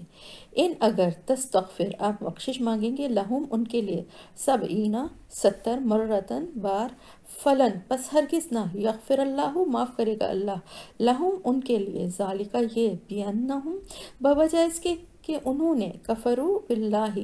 انکار کیا اللہ کا، وہ رسول ہی اور اس کے رسول کا، واللہ اور اللہ تعالیٰ، لا یہدی القوم الفاسقین نہیں ہدایت دے گا فاسق لوگوں کو، ان لوگوں کو جو فاسق ہیں۔ نہ تو اللہ معاف کرے گا، یعنی نہ تو ان کی بخشش ہوگی، اور نہ ان کے لیے کوئی اللہ کی طرف سے کوئی ان کو ریلیف دیا ہی نہیں جائے گا، اور اللہ تعالیٰ ایسے لوگوں کو ہدایت بھی نہیں دے گا۔ ظاہر ہے ہدایت دے، اگر وہ چاہ رہے ہوتے تو ہدایت مل جاتی نا، وہ تو چاہتے ہی نہیں ہیں۔ اس سلسلے میں جو واقعہ بیان کیا جاتا ہے وہ یہ کہ عبداللہ بن ابی، جس کے بارے میں معلوم ہی ہے کہ جو منافقین کا سردار تھا اور سب سے زیادہ جو اسلام کا اور آپ صلی اللہ علیہ وسلم کا دشمن تھا اور سب سے زیادہ سازشیں کرنے والا منافق، تو ہوا کیا کہ اس کے مرتے وقت جو ہے نا، یعنی اس کا آخری وقت بالکل تھا، ان کے بیٹے جو تھے وہ حضور صلی اللہ علیہ وسلم کی خدمت میں حاضر ہوئے، جو کہ بہت اچھے باعمل مسلمان تھے، بہت نیک اور اچھے مسلمان تھے، لیکن ظاہر ہے ویسے تو ہمیشہ باپ کی مخالفت کرتے رہے، اور ایک موقع پہ ایسا بھی ہوا کہ اپنی تلوار کھینچ لی تھی کہ ان کو یعنی اللہ کے رسول کے خلاف جب پتہ چلا تھا ان کی سازش کا، تو لیکن یہ ہے کہ بہرحال باپ تو باپ ہی ہے، تو جب ان کی یہ حالت دیکھی تو آپ صلی اللہ علیہ وسلم کے پاس آئے اور کہا کہ آپ ان کے پاس تشریف لے چلیں اور جنازے کی نماز بھی پڑھائیں۔ تو آپ صلی اللہ علیہ وسلم ان کے ساتھ ہو لیے، ان کے باپ کو آپ صلی اللہ علیہ وسلم نے اپنا کرتا دیا جو کہ آپ کے پسینہ مبارک سے بھیگا ہوا تھا، پھر اس کے یعنی عبداللہ بن ابی کے جنازے کی نماز بھی پڑھائی۔ تو اس وقت یہ آیت نازل ہوئی اور اللہ تعالیٰ نے فرمایا کہ آپ ان کے لیے 70 مرتبہ بھی اگر استغفار کریں گے تو بھی اللہ انہیں نہیں بخشے گا، یعنی آپ ان کے لیے استغفار کریں یا نہ کریں، چاہے 70 دفعہ، یعنی ایک آپ دیکھیں کہ یعنی بہت بڑی تعداد ہے کہ مطلب اتنی دفعہ بھی اگر ان کے لیے، یعنی یہ کہ کبھی بھی نہیں کریں گے اللہ تعالیٰ ان کے لیے، کبھی بھی ان کے لیے مغفرت نہیں ہوگی۔ کیوں نہیں ہوگی؟ اس کی وجہ بھی بتا دی گئی، کیونکہ انہوں نے اللہ اور اس کے رسول کا انکار کیا۔ تو سب سے بڑی بات یہ ہے کہ دیکھیں، اور تو گناہ جو بھی ہیں وہ اپنی جگہ ہیں، اللہ کے احکامات کو نہ ماننا وہ بھی کسی موقع پر، کسی بات پر کبھی پھر اس پہ توبہ کر لینا وہ بھی ایک الگ بات ہے، لیکن کھلم کھلا اللہ کے احکامات کا انکار کرنا، اللہ کے رسول کا انکار کرنا، اور تکذیب کے ساتھ ساتھ یعنی جھٹلانا بھی، اور مذاق بھی بنانا، اور دل میں آپ صلی اللہ علیہ وسلم کے لیے کینہ رکھنا، جیسے کہ پچھلی آیت میں آپ نے پڑھا نا کہ کس طرح سے یعنی نعوذ باللہ آپ کو مارنے کی در پہ تھے، چھپ کے حملے کرتے تھے، باتوں کے ذریعے بھی آپ کی تحقیر کرتے تھے، تو اللہ اس چیز کو کیسے معاف کر سکتا ہے؟ تو اللہ کے کا انکار اور اللہ کے رسول کا انکار کرنے والوں کو، ایسے فاسق لوگوں کو، ایسے نافرمان لوگوں کو اللہ تعالیٰ کبھی بھی ہدایت نہیں دے گا، اور جب ہدایت نہیں ہے تو پھر ان کے لیے مغفرت کے دروازے بھی بند ہیں۔ لیکن آپ صلی اللہ علیہ وسلم کی، آپ دیکھیں کہ آپ رحمت للعالمین تھے نا، تو آپ کی رحمت اور مرفت سے آپ نے کیا فرمایا کہ اگر 70 بار سے زیادہ مغفرت مانگنے سے اللہ تعالیٰ معاف فرما دے گا تو میں 70 بار سے زیادہ مانگوں گا۔ دیکھیں یہ آپ کا اخلاق تھا، یہ آپ کا ظرف تھا، کیونکہ یہ منافق تو اللہ کا اور اس کے رسول کا انکار کر ہی رہے تھے، فاسق تھے، نافرمان تھے، تو ایسی نافرمانی کی سزا کیا ہونی چاہیے تھی؟ اللہ کی طرف سے سختی سے آ گیا نا، تو جب آپ صلی اللہ علیہ وسلم اس کے جنازے کے موقع پہ جب آپ اس کی نماز پڑھنے کے لیے کھڑے ہوئے تو اس وقت اس آیت کا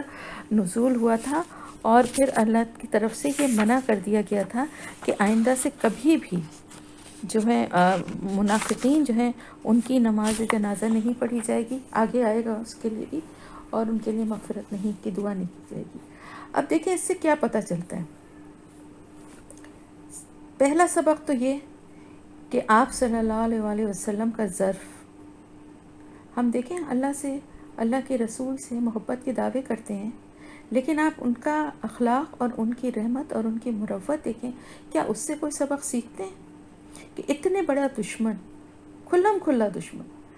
اس سے درگزر فرمانا، اور پھر یہ کہنا کہ 70 بار استغفار سے بھی زیادہ کرنے سے اگر اللہ بخشش کر دے گا تو میں ان کے لیے اس سے زیادہ دفعہ بھی کروں گا استغفار۔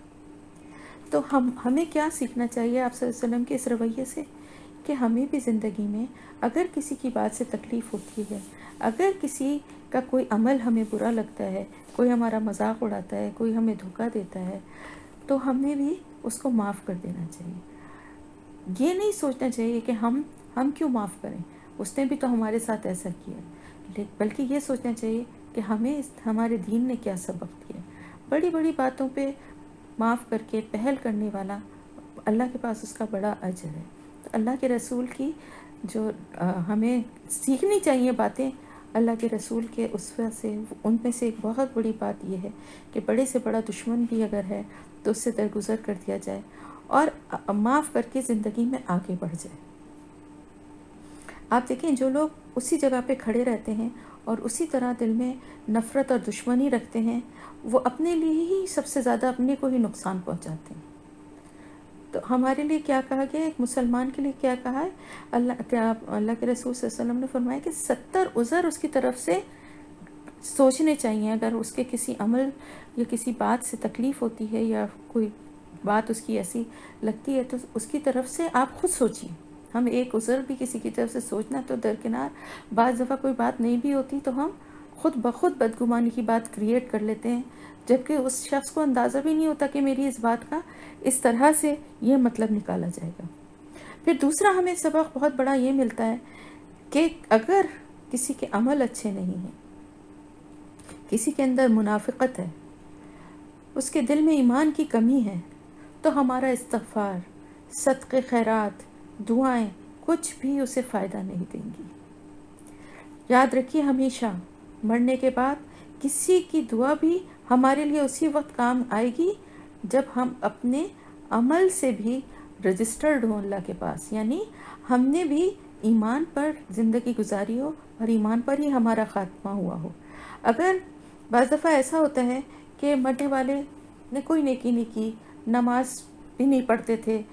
وہ تو خیر اللہ کا اور بندے کا معاملہ ہے، ہو سکتا ہے بہت سے ایسے لوگ ہوتے ہیں آخری وقت میں اللہ کی طرف سے ان کو توبہ نصیب ہو جائے، یہ اللہ کے فیصلے ہیں، لیکن ایک جنرل بات بتا رہی ہوں کہ لوگوں کے اندر کیا سوچ اور کیا نظریہ ہے کہ بہت گناہ گار بھی اگر کوئی شخص ہے جس نے کوئی ساری زندگی نماز نہیں پڑھی، کوئی نیکی کا کام نہیں کیا، خاص طور سے لوگوں کے دل دکھاتا رہا، اپنے سے متعلقہ لوگوں کو، ماں باپ کو تکلیف دیتا رہا، بیوی کو ستاتا رہا، ایسے شخص کے لیے کیا ہمارے پاس علاج ہیں؟ آب زمزم میں بھیگا ہوا کفن، خانہ کعبہ کے غلاف کا ٹکڑا، یا اس طرح کی اور کچھ چیزیں جو ہیں جو کہ وہ پہنایا جاتا ہے کہ بھئی یہ جو بخشش اور نجات کا ذریعہ ہے،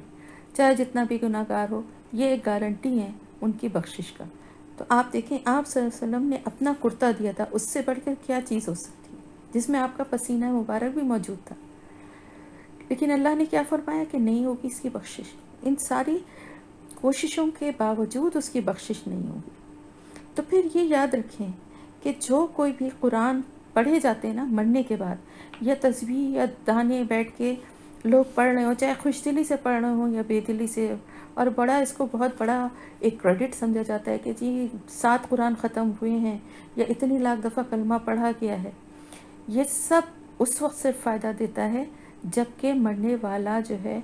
وہ اپنے عمل سے دل میں اس کے منافقت نہ ہو، اپنے عمل میں وہ باعمل مسلمان ہو، دل میں ایمان ہو۔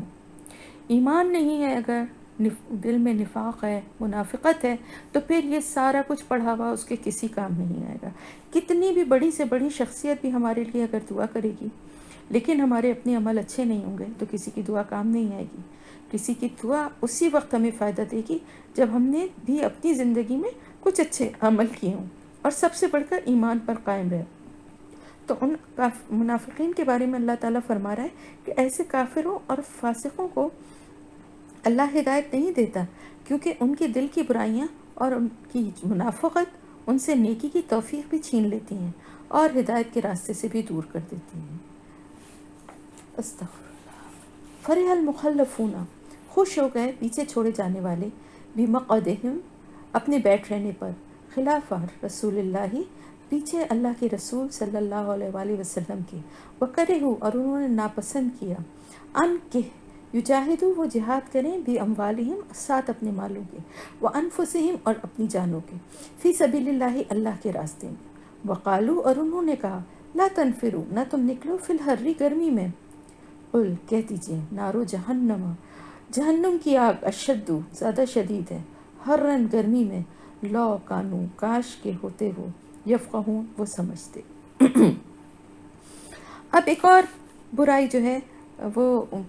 کچھ اور برائیاں اور نشانیاں آگے آ رہی ہیں، یعنی دیکھیں ہم مستقل ان کی ایک ایک برائی پر سے اللہ پردہ ہٹا رہا ہے اور ایک ایک برائی اور نشانی کو پوائنٹ آؤٹ کر رہا ہے تاکہ وہ پہچان لیے جائیں۔ اب یہاں پر ان کا ذکر ہو رہا ہے، ان منافقین کا، کہ جو پیچھے رہ جانے پر خوش تھے، یعنی جو جنگ میں نہیں گئے تھے، وہ اپنے پیچھے بیٹھے رہنے پر، بیٹھ کے وہ مدینہ میں بیٹھے رہے تھے، اس بات پر بڑے خوش تھے کہ ہم نے تو بھائی بڑے کامیاب ہیں، کون اتنی مصیبتیں پیٹتا، کون جنگ میں اتنی گرمی میں اتنا لمبا سفر اور وہ جنگ کی صعوبتیں کون برداشت کرتا ہے، ہم تو بڑے عقل مند ہیں کہ ہم نے پہلے ہی معذرت کر لی، ایکسکیوز دے دیے اور ہم نہیں گئے، اور آرام سے ہم بیٹھے ہوئے، اتنی شدید گرمی میں نکلنا کوئی آسان تھا؟ تو وہ جس چیز کو اپنی کامیابی سمجھ رہے ہیں، جس چیز پہ وہ خوش ہو رہے ہیں، یہی چیز دراصل ان کی سب سے بڑی ناکامی ہے، ان کی سب سے بڑی ذلت ہے، کہ جس چیز پہ وہ اللہ کے حکم اور اللہ کے رسول کا ساتھ دینے کے لیے وہ انکار کر رہے ہیں نا، اور اس پہ خوش ہو رہے ہیں کہ ہم نے بڑا اچھا ہوا، دیکھو کتنے عقل مند تھے کہ ہم یہاں بیٹھے رہے اور ہم اللہ کے راستے میں نہیں نکلے، اور ان لوگوں کو جو نکلے تھے، یعنی ان کا ساتھ دینے کے بجائے اس چیز کو انہوں نے ناپسند کیا کہ مال سے، اپنے مال اور اپنی جانوں سے وہ اللہ کے راستے میں جہاد کے لیے نکلے، اور دوسروں کو بھی انہوں نے روکا اور کہا کہ گرمی میں کیوں نکل رہے ہو، اتنی گرمی میں نکلنا کوئی آسان کام ہے؟ ہم تو دیکھو کتنے عقل مند ہیں کہ ہم بہانہ بنا کے بیٹھ گئے، بڑے خوش تھے وہ اس بات پہ۔ اللہ تعالیٰ فرما رہا ہے ان سے کہہ دیجئے کہ جہنم کی آگ زیادہ شدید ہے گرمی میں، اگر وہ اس کا شعور، اس کو سمجھتے، اس بات کو، آپ کو میں یہاں پہ یہ بات بھی بتا دوں کہ جہنم کی آگ دنیا کی آگ سے 69 ٹائمز، یعنی 69 گنا زیادہ ہے۔ اور جیسے کہ میں نے بتایا تھا کہ حدیث میں کہ جہنم کی آگ کی گرمی ایسی ہے کہ اگر جہنم کی آگ سے نکال کر جو جہنم کا عذاب بھگت رہے ہوں گے ان کو دنیا کی آگ میں ڈالا جائے تو وہ سو جائیں گے۔ سوچیے آپ کتنے سالوں تک اس کو دہکایا گیا ہے اور کس قدر خطرناک اس کی گرمی اور اس کی آگ ہے، اور اس گرمی اور اس آگ سے جو ہے بچنے کے لیے جو ہے، دیکھیں نا دنیا کی صعوبتیں، تکلیفیں اللہ کی راہ میں کیوں اٹھائی جاتی ہیں؟ اس کی وجہ یہی ہے نا کہ اللہ تعالیٰ آخرت میں جنت میں جگہ دے گا، اللہ کی رضا اور خوشنودی حاصل ہوگی، لیکن جو دنیا کے وقتی آرام کے لیے اللہ کے حکم کا انکار کرتے ہیں، اللہ کے رسول کا ساتھ نہیں دیتے، تو پھر ان کے لیے بہت ہی بڑا عذاب ہے۔ اور یہاں پر میں آپ کو تھوڑی سی کچھ اور ڈیٹیل بھی بتا دوں کہ بخاری اور مسلم کی حدیث میں ہے کہ یہ آگ جو ہے، دنیا کی آگ جو ہے، دوزخ کے آگ کے 70 اجزاء میں سے ایک ہے، یعنی دوزخ کی آگ اس سے 69 گنا زیادہ ہے، پھر بھی یہ سمندر کے پانی میں 2 دفعہ بجھائی ہوئی ہے، یعنی یہ دنیا کی آگ، ورنہ تم اس سے کوئی فائدہ حاصل نہ کر سکتے۔ یہ دیکھیں اللہ پاک نے اس کو پھر بھی کتنا ٹھنڈا کر کے ہمارے لیے مسخر کیا ہے۔ آپ صلی اللہ علیہ وسلم فرماتے ہیں کہ 1000 سال تک دوزخ کی آگ دھونکی گئی تو سرخ ہو گئی، پھر مزید 1 سال تک دہکائی گئی تو سفید ہو گئی، پھر 1000 سال تک اور مزید دہکائی گئی تو سیاہ ہو گئی۔ یعنی اتنا اس کو دہکایا گیا ہے کہ آپ نے دیکھا ہوگا نا، کبھی کوئلوں کو آپ دیکھتے ہیں کہ وہ پہلے سرخ ہوتے ہیں اور پھر اس کے بعد کیا ہوتے ہیں، اس کے اوپر ایک سفیدی سی آ جاتی ہے، اور پھر آپ دیکھیں کہ اس کے بعد والا اسٹیج تو ہم نے دیکھا ہی نہیں، کہ اس کو اتنا دہکایا گیا کہ وہ سیاہ ہو گئی۔ بس وہ اللہ تعالیٰ کے رسول صلی اللہ علیہ وسلم فرماتے ہیں کہ وہ اندھیری رات جیسی سخت سیاہ ہے۔ استغفر اللہ، اللہ ہمیں اپنی پناہ میں رکھے۔ تو آپ یہ دیکھیے کہ یہ جو گرمی ہے اور یہ جو عذاب ہے،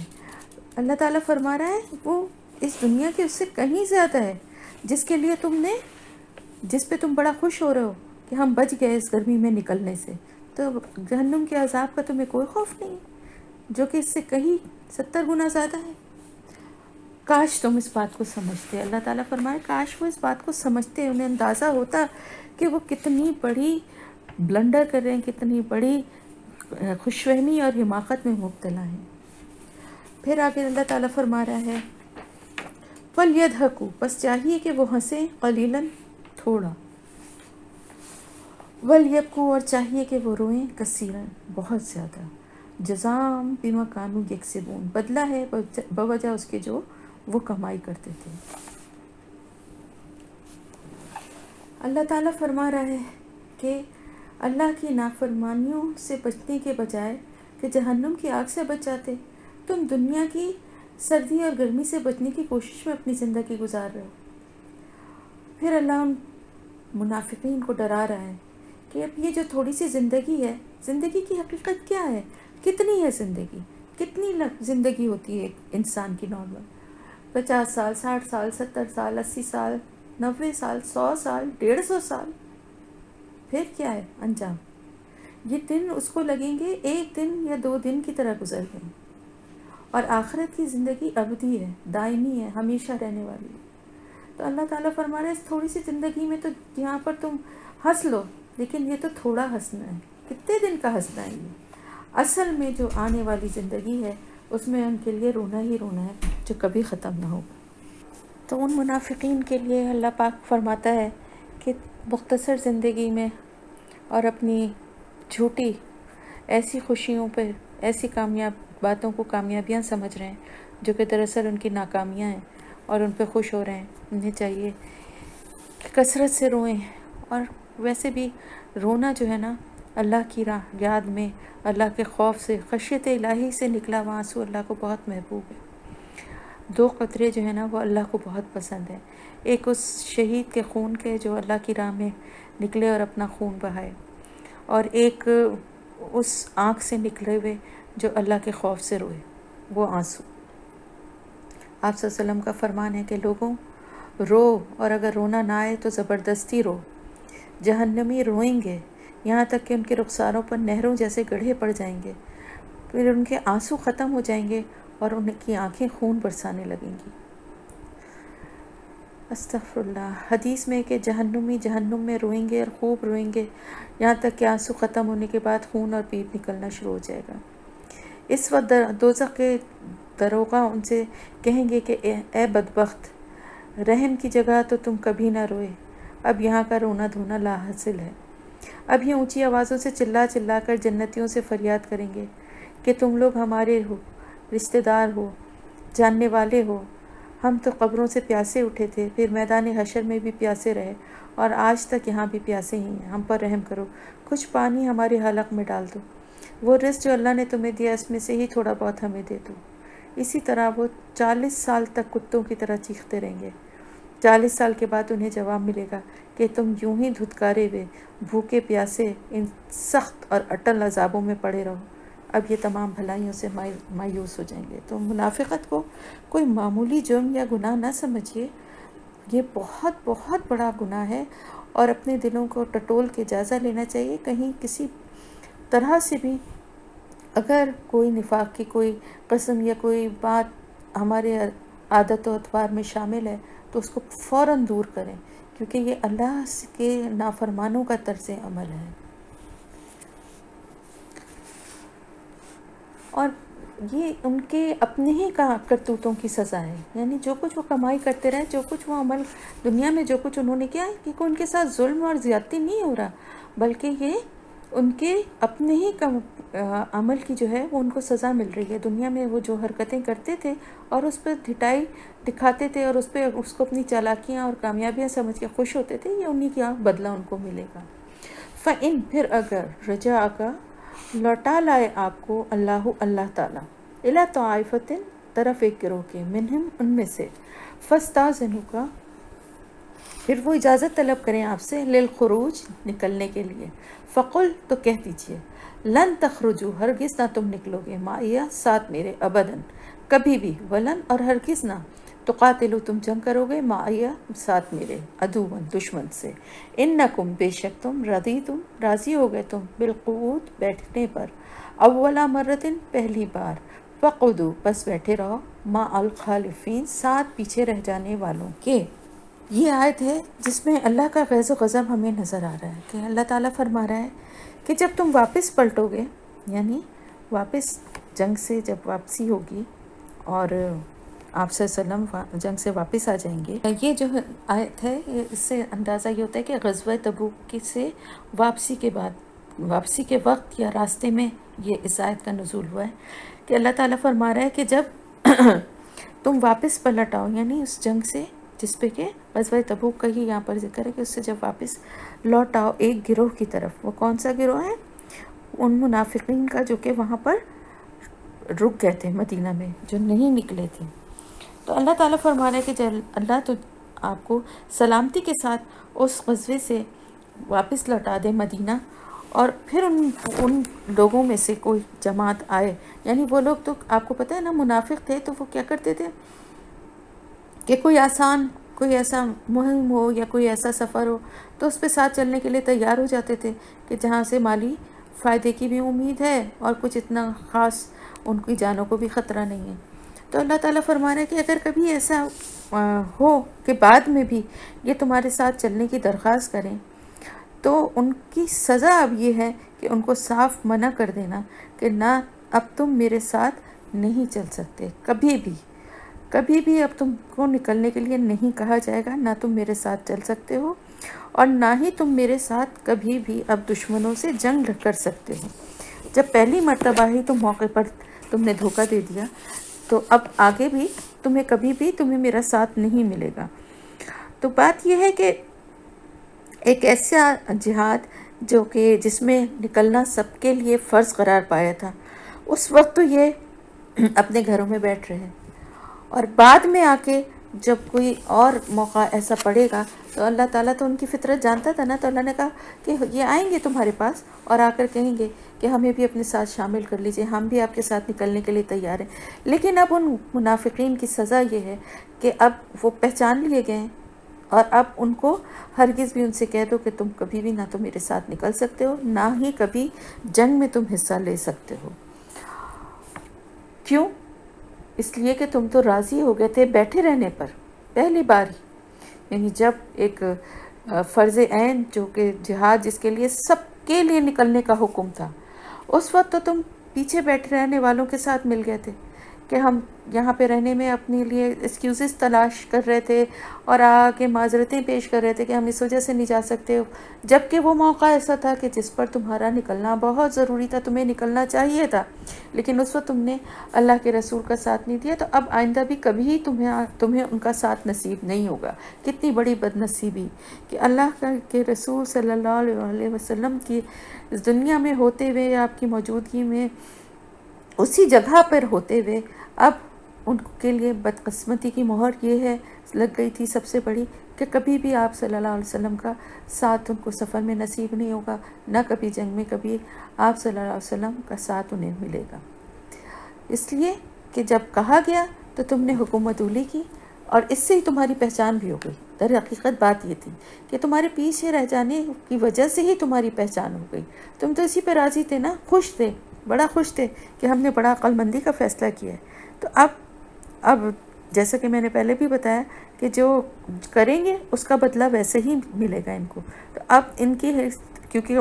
ان کا نفاق ظاہر ہو گیا اور ان کا پیچھے بیٹھ رہنا جو تھا وہ ان کے دل کی برائیوں کو ظاہر کر گیا. تو اب اللہ تعالیٰ فرما رہا ہے اب تمہارا ساتھ نہیں چاہیے دھوکے بازوں کا. ولا تسلی، اور نہ آپ نماز پڑھیے جنازہ، علی احدن کسی ایک پر، منہم ان میں سے، ماتا جو مر جائے، ابدن کبھی بھی، ولا تقم اور نہ آپ کھڑے ہوں، علی قبرہ اس کی قبر پر، انہم بے شک انہوں نے، کفروا باللہ کفر کیا اللہ کا، ورسولہ اور اس کے رسول کا، وماتوا اور وہ مر گئے، وہم فاسقون اور وہ فاسق تھے. اب اللہ تعالیٰ فرما رہا ہے کہ اب آپ ان کی نماز جنازہ بھی نہیں پڑھیں گے. اس سے پہلے تو کہا تھا نا کہ ان کے لیے استغفار بھی نہیں مانگ سکتے، ان کے لیے بخشش نہیں مانگ سکتے. آپ 70 دفعہ بھی مانگے تو بھی ان کے جرائم ایسے ہیں اللہ اور اس کے رسول کی نافرمانی کہ ان کو اب کبھی بھی اللہ کی طرف سے بخشش نہیں ملے گی. اب ایک اور سخت حکم آ گیا. جیسا کہ میں نے آپ کو بتایا تھا کہ تبوک سے واپسی پر کچھ زیادہ مدت نہ گزری تھی کہ عبداللہ بن ابی جو تھا رئیس المنافقین تھا، وہ مر گیا. ان کے بیٹے جو تھے عبداللہ، آپ صلی اللہ علیہ وسلم نے ان کا نام عبداللہ رکھا تھا. عبداللہ بن عبداللہ مخلص مسلمان تھے، تو وہ آپ صلی اللہ علیہ وسلم کی خدمت میں حاضر ہوئے. تو میں نے بتایا جیسا کہ آپ نے اسے کفن میں دینے کے لیے کرتا مانگا، آپ نے دے دیا، پھر آپ نے اس کی نماز جنازہ پڑھانے کے لیے آپ سے درخواست کی. تو حضرت عمر نے عرض کیا کہ یا رسول اللہ صلی اللہ علیہ وآلہ وسلم، کیا آپ اس شخص پر نماز جنازہ پڑھیں گے جو ایسے ایسے کام کر چکا ہے؟ مگر آپ صلی اللہ علیہ وسلم یہ سب سن کر مسکراتے رہے اور اپنی اس رحمت کی بنا پر جو دوست دشمن سب کے لیے عام تھی، آپ نے اس بدترین دشمن کے حق میں بھی دعائیں مغفرت کرنے میں تحمل نہ کیا. جب آپ صلی اللہ علیہ وآلہ وسلم نماز پڑھانے کھڑے ہو گئے تو یہ آیات نازل ہوئیں اور یہ براہ راست حکم خداوندی تھا اور اللہ تعالیٰ نے آپ کو روک دیا تھا. تو اب یہ ایک پالیسی آپ صلی اللہ علیہ وسلم کی تھی کہ آپ صلی اللہ علیہ وسلم جو ہے کو جب کسی کے جنازے کے بارے میں کسی کے مرنے کی خبر ہوتی تھی، کیونکہ آپ صلی اللہ علیہ وسلم کا یہ حکم تھا کہ مدینے میں جس کسی کی بھی ڈیتھ ہو تو آپ صلی اللہ علیہ وسلم کو ضرور بتایا جائے، آپ اس کی نماز جنازہ میں شامل ہوتے تھے. ظاہر نبی کی دعا اور نبی کی جو قبر پہ جا کے دعا کرنا اور نماز جنازہ پڑھنا، یہ تو نماز جنازہ بھی ایکچولی دعا ہی ہے. تو یہ بہت بڑی اس شخص کے لیے فضیلت تھی. تو اس وجہ سے آپ صلی اللہ علیہ وسلم کسی کو بھی اس سے محروم نہیں رکھنا چاہتے تھے. لیکن اس کے بعد، اس آیت کے بعد آپ صلی اللہ علیہ وسلم کا یہ طریقہ ہو گیا تھا کہ جب آپ کو کسی کے جنازے پر تشریف لانے کے لیے کہا جاتا تھا تو آپ پہلے مرنے والے کے متعلق دریافت فرماتے تھے. وہ کہ آپ نے اس کی نماز جنازہ پڑھائی تھی اور آپ ساتھ ساتھ چلے تھے قبرستان میں، دفن کے وقت بھی موجود رہے تھے. لیکن جب اس آیت کی وجہ سے اس کے بعد مرتے دم تک آپ نے کسی منافق کے جنازے کی نماز نہیں پڑھی. آپ دریافت فرماتے تھے اور اگر پتہ چل جاتا تھا اس کے بارے میں تو پھر آپ اس کی نماز جنازہ نہیں پڑھتے تھے. اور پھر آپ کے بعد آپ کے جو خلفائے راشدین تھے جیسے حضرت ابوبکر اور حضرت عمر رضی اللہ تعالیٰ تو خاص طور سے بہت احتیاط کرتے تھے. اور ان کا طریقہ یہ تھا، کیونکہ ان کو یہ بات پتہ تھی کہ حضرت حذیفہ رضی اللہ تعالیٰ عنہ جو ہیں جنہیں کہ رازدار رسول کہا جاتا تھا، انہیں ان کے نام جو منافقین کے نام تھے وہ آپ صلی اللہ علیہ وسلم نے بتا دیے تھے اور صرف انہی کو یہ نام معلوم تھے. اسی لیے آپ حضرت عمر رضی اللہ تعالیٰ عنہ صرف اس جنازے کی نماز پڑھتے تھے جس میں کہ حضرت حذیفہ رضی اللہ تعالیٰ عنہ شامل ہوتے تھے. تو آپ صلی اللہ علیہ وسلم نے اس کے بعد نہ کسی منافق کے جنازے کی نماز پڑھی اور نہ کسی کے لیے استغفار کیا. مسند احمد میں ہے کہ جب آپ کو کسی کے جنازے کی طرف بلایا جاتا تو آپ پوچھ لیتے، اگر لوگوں سے بھلائیاں معلوم ہوتی تو آپ جا کر اس کے جنازے کی نماز پڑھا دیتے، اور اگر کوئی ایسی ویسی بات کان میں پڑتی تو صاف انکار کر دیتے اور گھر والوں سے کہہ دیتے کہ تمہیں اختیار ہے، جس طرح چاہو اسے دفن کر دو. تو دیکھیں یہ بہت ثواب کا کام ہے، نماز جنازے میں شامل ہونا اور قبرستان جانا، تدفین میں شریک ہونا، یہ بہت جو ہے سب ظاہر اجر و ثواب کی بات ہے، لیکن آپ صلی اللہ علیہ وسلم کے بعد صحابہ کرام بھی اس بارے میں بہت احتیاط کرتے تھے، کیونکہ مسلمانوں کو بھی جب اللہ کے رسول کو یہ حکم دیا گیا ہے تو پھر مسلمانوں کے لیے بھی ظاہر یہی حکم ہے۔ حالانکہ جنازے میں جانا اور نماز پڑھنا، نہیں جانے تک ساتھ رہنا بہت بڑا ثواب ہے۔ تو یہ بھی آپ صلی اللہ علیہ وسلم کی عادت مبارک تھی کہ میت کو دفن کرنے سے فارغ ہو کر وہیں اس کی قبر کے پاس ٹھہر کر حکم فرماتے تھے اپنے صحابہ کرام سے کہ اپنے ساتھی کے لیے استغفار کرو اور دعا کرو اس کی ثابت قدمی کے لیے۔ اس وقت اس سے سوال ہو رہے ہیں کہ وہ وقت بڑا جو ہے نا سخت ہوتا ہے میت پہ، تو رک جانا چاہیے اس وقت گھر کے قریب بھی جو لوگ ہوتے ہیں، اور دعا کرنا چاہیے قبر میں جو ہے مردہ اس کی استقامت کی اور اس کے استغفار کے لیے۔ ولا توجب کا، اور نہ تعجب میں ڈالیں آپ کو، اموالہم، مال ان کی، و اولادہم، اور اولاد ان کی، انما بے شک یریدو چاہتا ہے اللہ ان یعذبہم کہ وہ عذاب دے انہیں، بہا ساتھ ان کے، فی الدنیا دنیا میں، و تزہقا اور نکلیں، انفسہم جانیں ان کی، وہم کافرون اور وہ کافر ہوں۔ تو دیکھیں اس سے پہلے کیا بات آ گئی کہ نہ تو ان کے جنازے میں شریک ہونا چاہیے آپ صلی اللہ علیہ وسلم کو، اور بعد میں ہم سب مسلمانوں کے لیے یہی حکم ہے، لیکن منافق کی پہچان ہو تو ایسے ہی کسی پہ ہم الزام نہیں لگا سکتے منافقت کا، اور اگر اللہ نے کسی کا نہیں نفاق ظاہر کیا ہے تو اس پہ پردہ ڈالا ہے تو قریت میں بھی نہیں رہنا چاہیے، اور اس کے ساتھ عام مسلمان جیسے ہی سلوک کریں، باقی اللہ بہتر جانتا ہے۔ لیکن یہاں پر تو کھلی نشانیاں تھیں نا، تو اللہ تعالیٰ فرما رہا ہے کہ اور ان کی سب سے بڑی بات یہ تھی کہ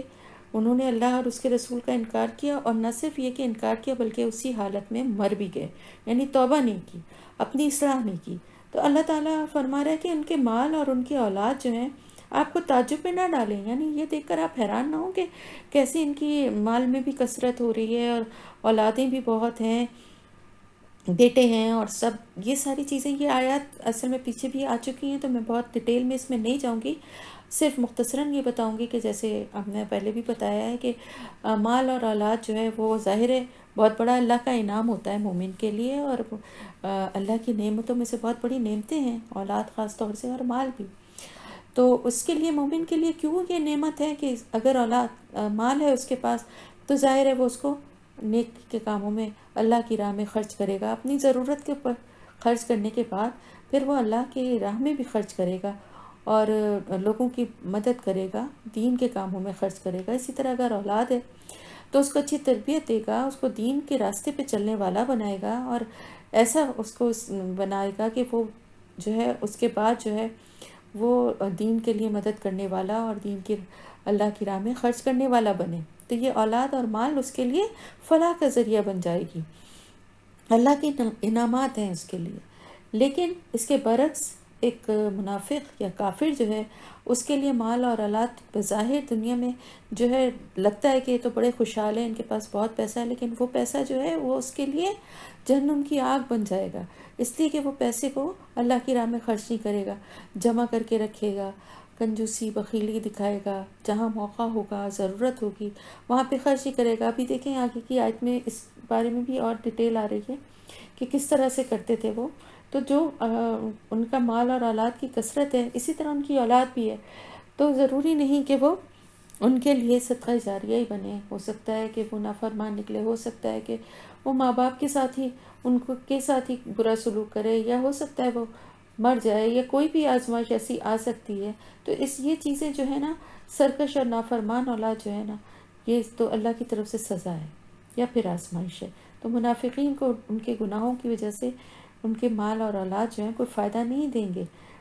کیونکہ اللہ تعالیٰ یہ فرما رہا ہے کہ اللہ تعالیٰ یہ چاہتا ہے کہ وہ انہیں عذاب دے اس کے ساتھ، یعنی اس کو بھی اللہ ان کے عذاب کا ذریعہ بنا رہا ہے، اس لیے ان کو یہ اولاد اور مال کثرت سے دیا ہے کہ اور ان کے گناہوں میں اضافہ ہو، اور ڈھٹائی دکھائیں، مال کو جمع کر کر کے اللہ کی راہ میں نہ خرچ کریں، تاکہ ان کے لیے اور سخت عذاب ہو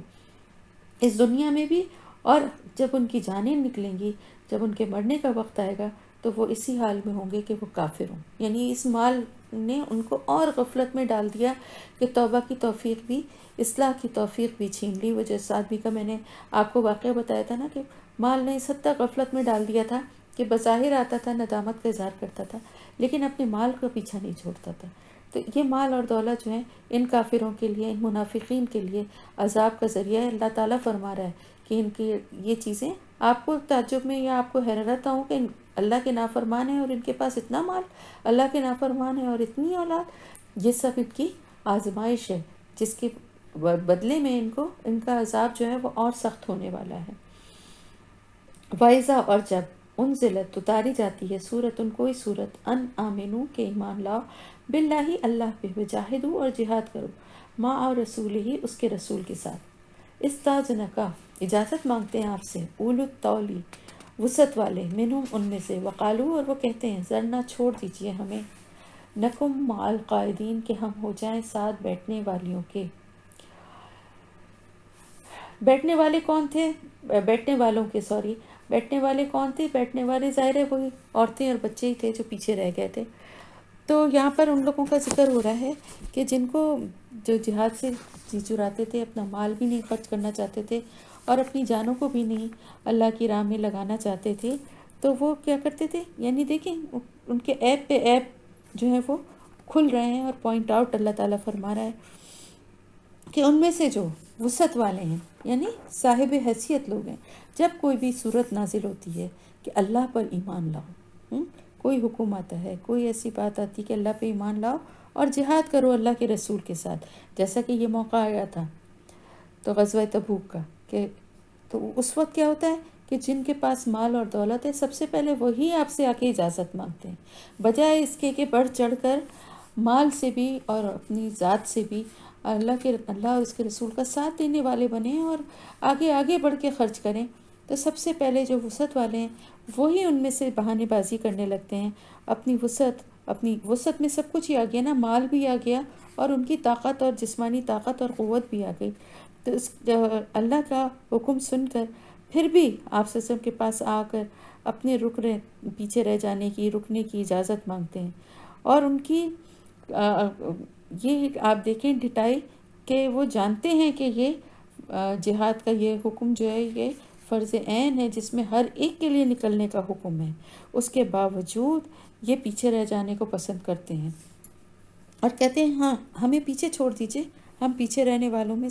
یہاں رکنے میں زیادہ ہم کمفرٹیبل ہیں، ہمارے لیے زیادہ اچھا ہے، ہمارے یہاں کام ہے، ہمارا یہ مسئلہ ہے، ہمارا وہ مسئلہ ہے، آ کے اپنی ایکسکیوزز دیتے تھے۔ تو ان کا رویہ یہ تھا کہ جب بھی کوئی جنگ یا کوئی ایسا موقع آتا تھا تو بزدل اور ڈرپوک مردوں کی طرح گھروں میں گھس کے بیٹھنے کو ترجیح دیتے تھے، اور جب امن کا حال ہوتا تھا، یعنی امن و امان تھا، کوئی جنگ نہیں ہو رہی تھی، تو بڑھ کر باتیں بناتے تھے کہ ہم تو یوں کرتے، ہم تو یوں خرچ کرتے ہیں، ہم تو یوں نکلتے، بڑے دعوے کرتے تھے۔ تو جب امن کا وقت ہوتا تھا تو مسلمانوں میں اس طرح کی بیٹھ کے دعوے بھی کرتے تھے اور فساد بھی پھیلاتے تھے۔ تو منافقین جو تھے ان کے لیے اللہ تعالیٰ فرما رہا ہے کہ جہاں کہیں بھی یہ اللہ کی طرف سے کوئی بھی حکم ان کے اوپر آتا ہے تو اس وقت وہ بیٹھ رہنے والوں میں سے ہوتے ہیں، یعنی ساتھ دینے والوں میں سے نہیں ہوتے، اللہ کا حکم نہیں مانتے، اللہ کے رسول کا ساتھ نہیں دیتے۔ ردو، وہ راضی ہو گئے، بیان کہ یکونو مع الخوالف، کہ وہ ہوں ساتھ پیچھے رہنے والیوں کے، وطبع، اور مہر لگا دی گئی، علی قلوبہم، ان کے دلوں پر، فہم لا یفقہون، اور وہ نہیں سمجھتے۔ اب وجہ کیا ہے اس کی کہ وہ تو اس بات پہ راضی ہو گئے، خوش ہو گئے کہ چلو اچھا ہے، ہمیں جو ہے چھوٹ مل گئی، اور ہمیں جانے سے، جنگ پہ جانے سے، لڑنے سے، اپنی جان کو خطرے میں ڈالنے سے ایک طرف نجات مل گئی، دوسری طرف ہم اپنا مال بھی بچا لیا۔ اتنا لمبا راستہ تھا، ظاہر ہے اس کے لیے ویسے ہی اخراجات بھی تھے، اور اگر دوسروں کے لیے اللہ کی راہ میں نہ بھی دیتے تو اپنے لیے تو کرنا ہی پڑتا انتظام، سفر کے جو بھی سامان تھا، سواری تھی، سب۔ تو اس پہ وہ بڑے خوش ہیں، راضی ہیں اس پر کہ ہم پیچھے رہنے والی ہوں۔ خوالف جو ہے نا، یہ ان عورتوں کے یہ کہا گیا ہے جو جنگ میں حصہ نہیں لیتی، پیچھے رہ جانے والیاں۔ تو پیچھے رہ جانے والے کون لوگ ہوتے تھے؟ زیادہ تر ان میں عورتیں اور بچے ہی ہوتے تھے جو ظاہر جنگ میں حصہ نہیں لے سکتے تھے۔ تو یہ ان کی کم ہمتی یہ تھی کہ ایسے موقع پہ عورتوں کی طرح جو ہے بیٹھ رہنے کو ترجیح دیتے تھے. اللہ اور اس کے رسول کے حکم کو ماننے کے بجائے یہ کیا کرتے تھے؟ یہ کہتے تھے کہ ہم پیچھے رہ گئے. یہ اس پہ بڑے خوش تھے کہ ہمارا مال اور ہماری جان سب بچ گئے. تو اللہ تعالیٰ فرما رہا ہے کہ وہ نہیں سمجھتے کہ ان کے دلوں پر مہر لگا دی گئی ہے. یعنی یہ جو حرکتیں وہ کر رہے ہیں نا، کھلی کھلی نافرمانیاں، تو اس کی وجہ سے ان کے دلوں پر مہر لگا دی گئی ہے، لیکن وہ اس کا احساس نہیں رکھتے، وہ سمجھتے نہیں. دیکھیں گناہ کتنا شدید ہے کہ اس کی سزا ہے کہ استغفر اللہ اتنی ہی شدید اور سخت ہیں کہ ان سے سوچنے سمجھنے کی وہ صلاحیت ہی اللہ نے چھین لی، کہ وہ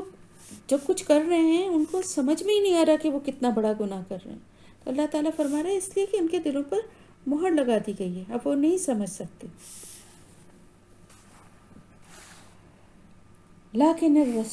لیکن رسول صلی اللہ علیہ وآلہ وسلم والذین، اور وہ لوگ جو آمنو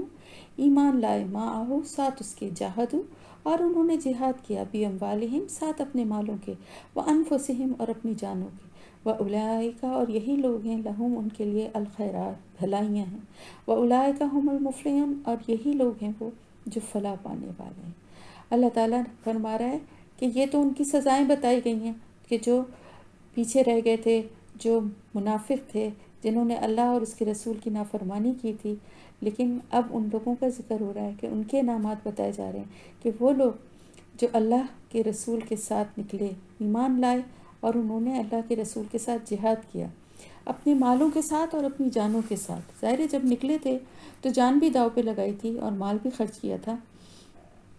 تو اللہ تعالیٰ فرما رہا ہے کہ یہی وہ لوگ ہیں جن کے لیے بھلائیاں ہیں، اور یہی وہ لوگ ہیں جو فلاح پانے والے ہیں. اور آپ کو پتہ ہے کہ حقیقی فلاح کیا ہے؟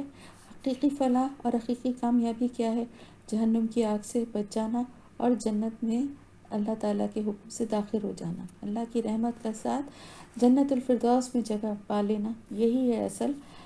فلاح. تو اللہ تعالیٰ فرما رہا ہے کہ بھلائیاں ہیں ان کے لیے، خیر ہی خیر ہے دنیا میں بھی اور آخرت میں بھی. تو آپ یہ دیکھیں کہ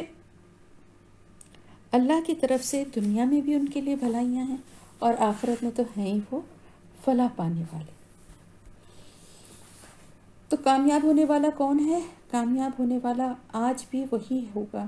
جو اللہ کی راہ میں نکلے گا، اپنے مال اور اپنی جان کی پرواہ نہیں کرے گا.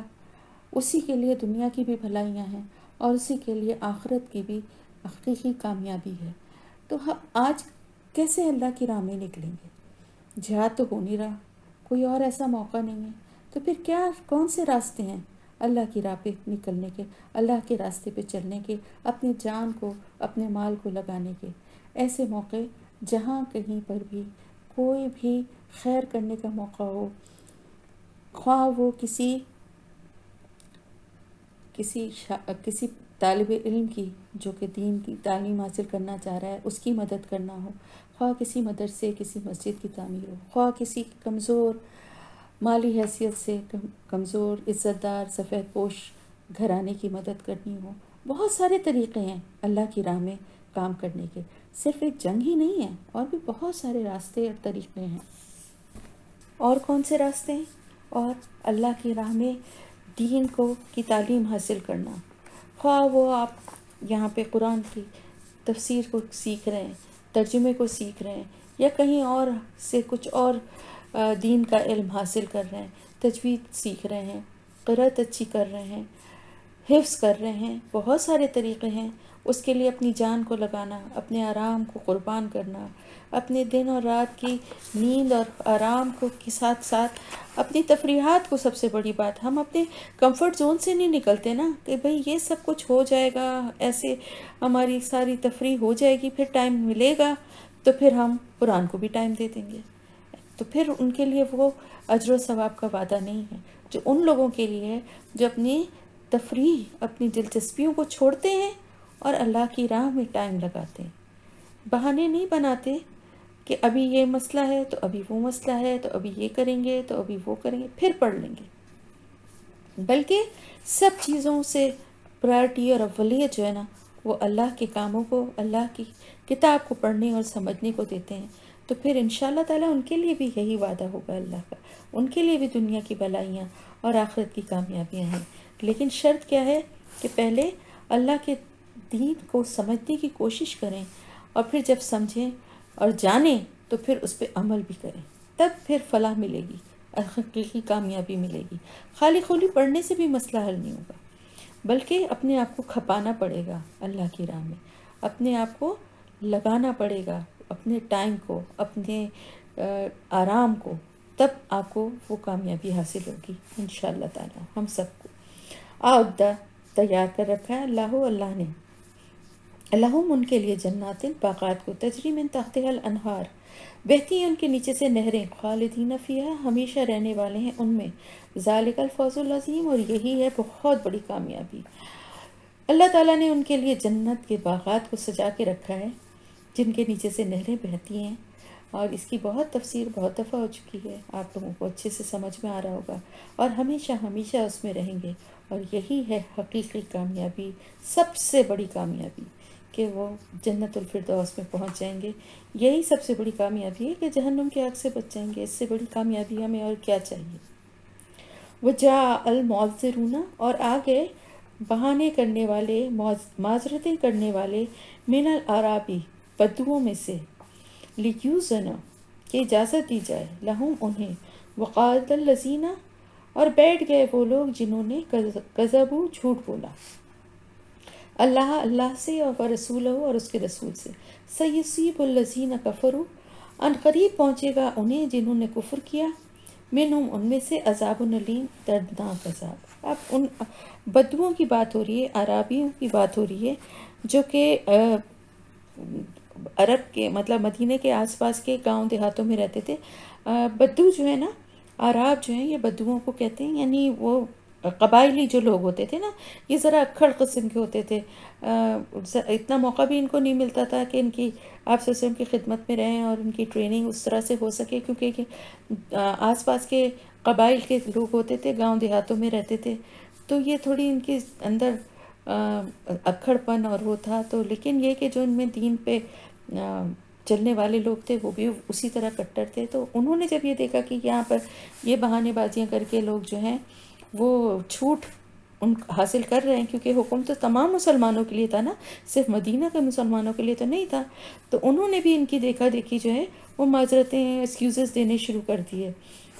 اور بہت سے تو ایسے تھے کہ جنہوں نے اس کی بھی زحمت نہیں کی، بلکہ کبھی کسی سے کہلوا دیا یا کسی سے کہہ کے کوئی جھوٹا بہانہ بنا دیا، کیونکہ اللہ تعالیٰ فرما رہا ہے کہ وہ لوگ جو کہ جھوٹے تھے، یعنی یہ وہ لوگ تھے، ان میں سے وہ لوگ بھی شامل تھے کہ جو نہ آئے، نہ انہوں نے اپنے رکنے کا کوئی سبب پیش کیا، اور نہ آپ صلی اللہ علیہ وسلم سے رکنے کی اجازت مانگی، یعنی کچھ نے تو عذر پیش کیے لیکن کچھ نے اس کی بھی زحمت نہیں کی۔ تو آپ دیکھیں نا، ان منافقین کی وجہ سے اور لوگوں کی بھی ہمت ہوئی، اور انہوں نے بھی جھوٹے سچے بہانے بنا کے، اور بعض نے تو بہانے کی بھی زحمت نہیں کی، اور وہ بھی پیچھے بیٹھ رہنے والوں کے ساتھ ہو گئے کہ ہم بھی جنگ میں نہیں جائیں گے۔ تو دیکھیں، ایک غلط کام اگر کوئی کرتا ہے نا، تو جو کمزور ارادے کے اور لوگ ہوتے ہیں نا، ان کی حوصلہ افزائی کرتا ہے، وہ بھی اس کے ساتھ شامل ہو جاتے ہیں۔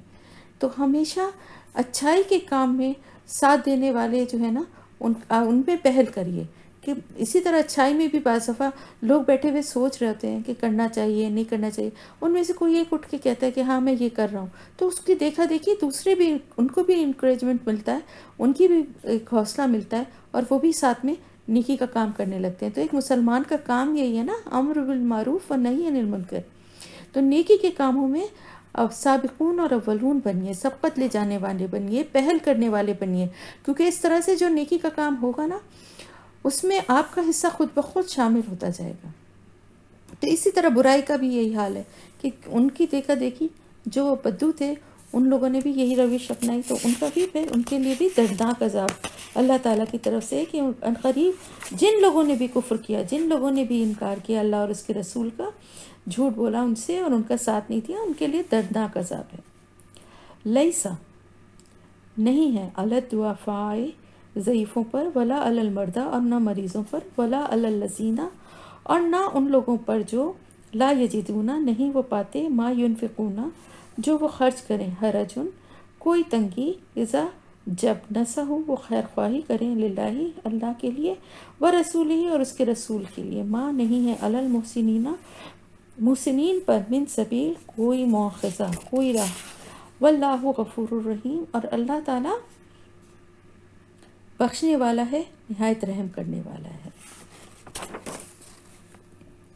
اب اللہ تعالیٰ کی طرف سے بتایا جا رہا ہے کہ وہ لوگ کون ہیں جن کو کہ اللہ کی طرف سے شرعی عذر کی وجہ سے چھوٹ ہے، ان کا کے بارے میں سب سے پہلے تو ان میں ضعیف بھی وہ کہ جو بالکل لاچار نہ، دیکھیں ایک بہت سے لوگ ہوتے ہیں کہ ایج زیادہ ہوتی ہے لیکن ماشاءاللہ ہیلتھ اور اس کے حساب سے وہ بڑے ایکٹیو اور چاقو چوبند ہوتے ہیں، تو وہ نہیں بلکہ اس ایج کو پہنچ جائیں اور اتنے کمزور اور ناتواں ہو جائیں کہ نہ تو اتنا لمبا سفر کر سکیں اور نہ جنگ میں حصہ لے سکیں، تو ایسے ضعیف بوڑھے لوگ جو ہیں وہ، اور ایسے اور ولا علی المرضى اور نہ مریضوں پر، یعنی ہے تو جوان صحت مند طاقتور لیکن کسی ایسی بیماری میں مبتلا ہیں کہ جس کی وجہ سے کمزوری ہے اور اس قابل نہیں رہے، اس بیماری نے اس قابل نہیں چھوڑا کہ جو ہے وہ جنگ میں حصہ لے سکیں۔ اور پھر تیسری کیٹیگری ہے ولا علی الذین، اور ان لوگوں پر بھی جو کہ نہیں پاتے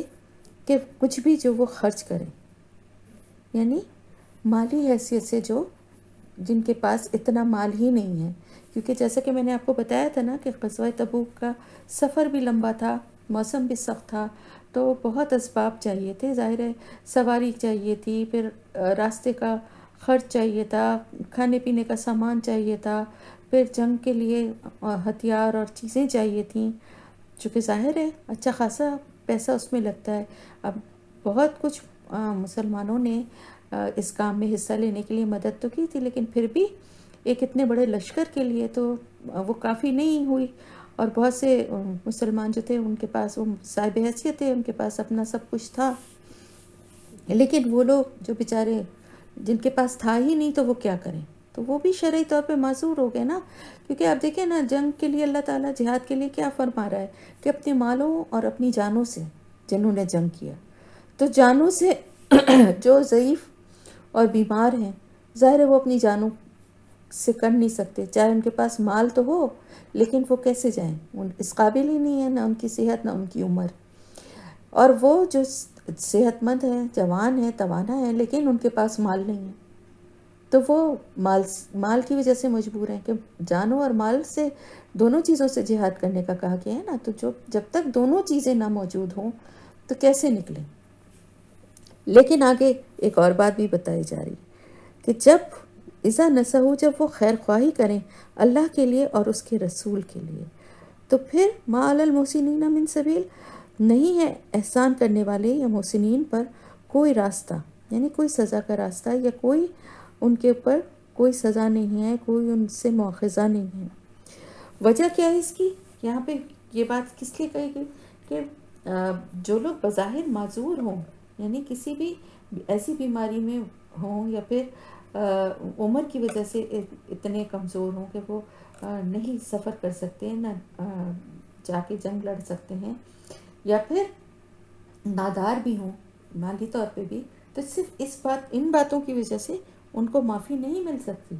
ان کی یہ مجبوریاں صرف اسی صورت میں ان کے لیے معافی کی وجہ بن سکتی ہیں جبکہ وہ اللہ اور اس کے رسول کے سچے وفادار ہیں، ورنہ اگر وفاداری موجود نہ ہو، ایمان موجود نہ ہو، کوئی شخص صرف اس لیے معاف نہیں کیا جا سکتا کہ وہ جس وقت جا رہے تھے جنگ کے لیے اس وقت وہ بیمار تھا یا اس کے پاس مال نہیں تھا،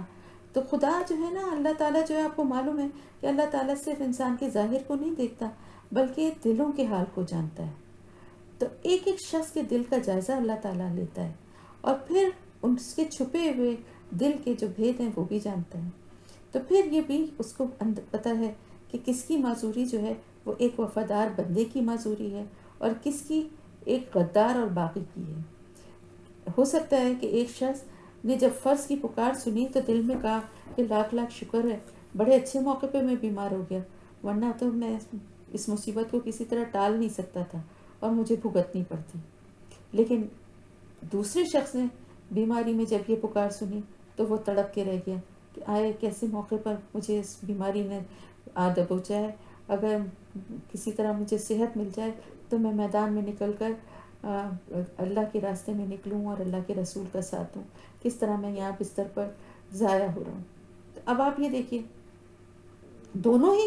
کے ساتھ معذوری ہے نا، لیکن ایک نے تو اپنے آپ کو، اپنی بیماری کو اس چیز سے، اس جنگ میں حصہ لینے سے یا اللہ کی راہ میں نکلنے سے اس کا بہانہ بنا لیا، یعنی خوش ہو گیا اس بات پر. لیکن دوسرا جو تھا وہ حالانکہ وہ بھی بیمار تھا لیکن مستقل وہ اس کو صدمہ تھا کہ میں اللہ کے راستے میں نہیں نکل سکا. اور وہ ساتھ ہی ساتھ اپنے دوستوں کو، اپنے گھر بھائیوں کو، سب کو جہاد کا جوش دلاتا رہا اور اپنے جو تیماردار تھے ان سے بھی کہتا رہا کہ اللہ میرا مالک ہے، میرا انتظام ہو جائے گا دوا کا اور سب چیزوں کا، میرے اکیلے انسان کے لیے تم سب اپنا قیمتی وقت ضائع نہ کرو، جاؤ تم لوگ اللہ کے راستے میں نکلو. تو دیکھیں دونوں کی نیتوں میں فرق ہے، دونوں کی سوچ میں فرق ہے. تو اللہ کی نظر میں یہ دو مختلف قسم کے معذور ایک جیسے کیسے ہو سکتے ہیں؟ خدا کے یہاں اگر معافی ہے، اللہ تعالیٰ اگر معاف کرے گا تو صرف اس شخص کو کرے گا نا، یعنی اس کو چھوٹ دے گا نا کہ جس کے دل میں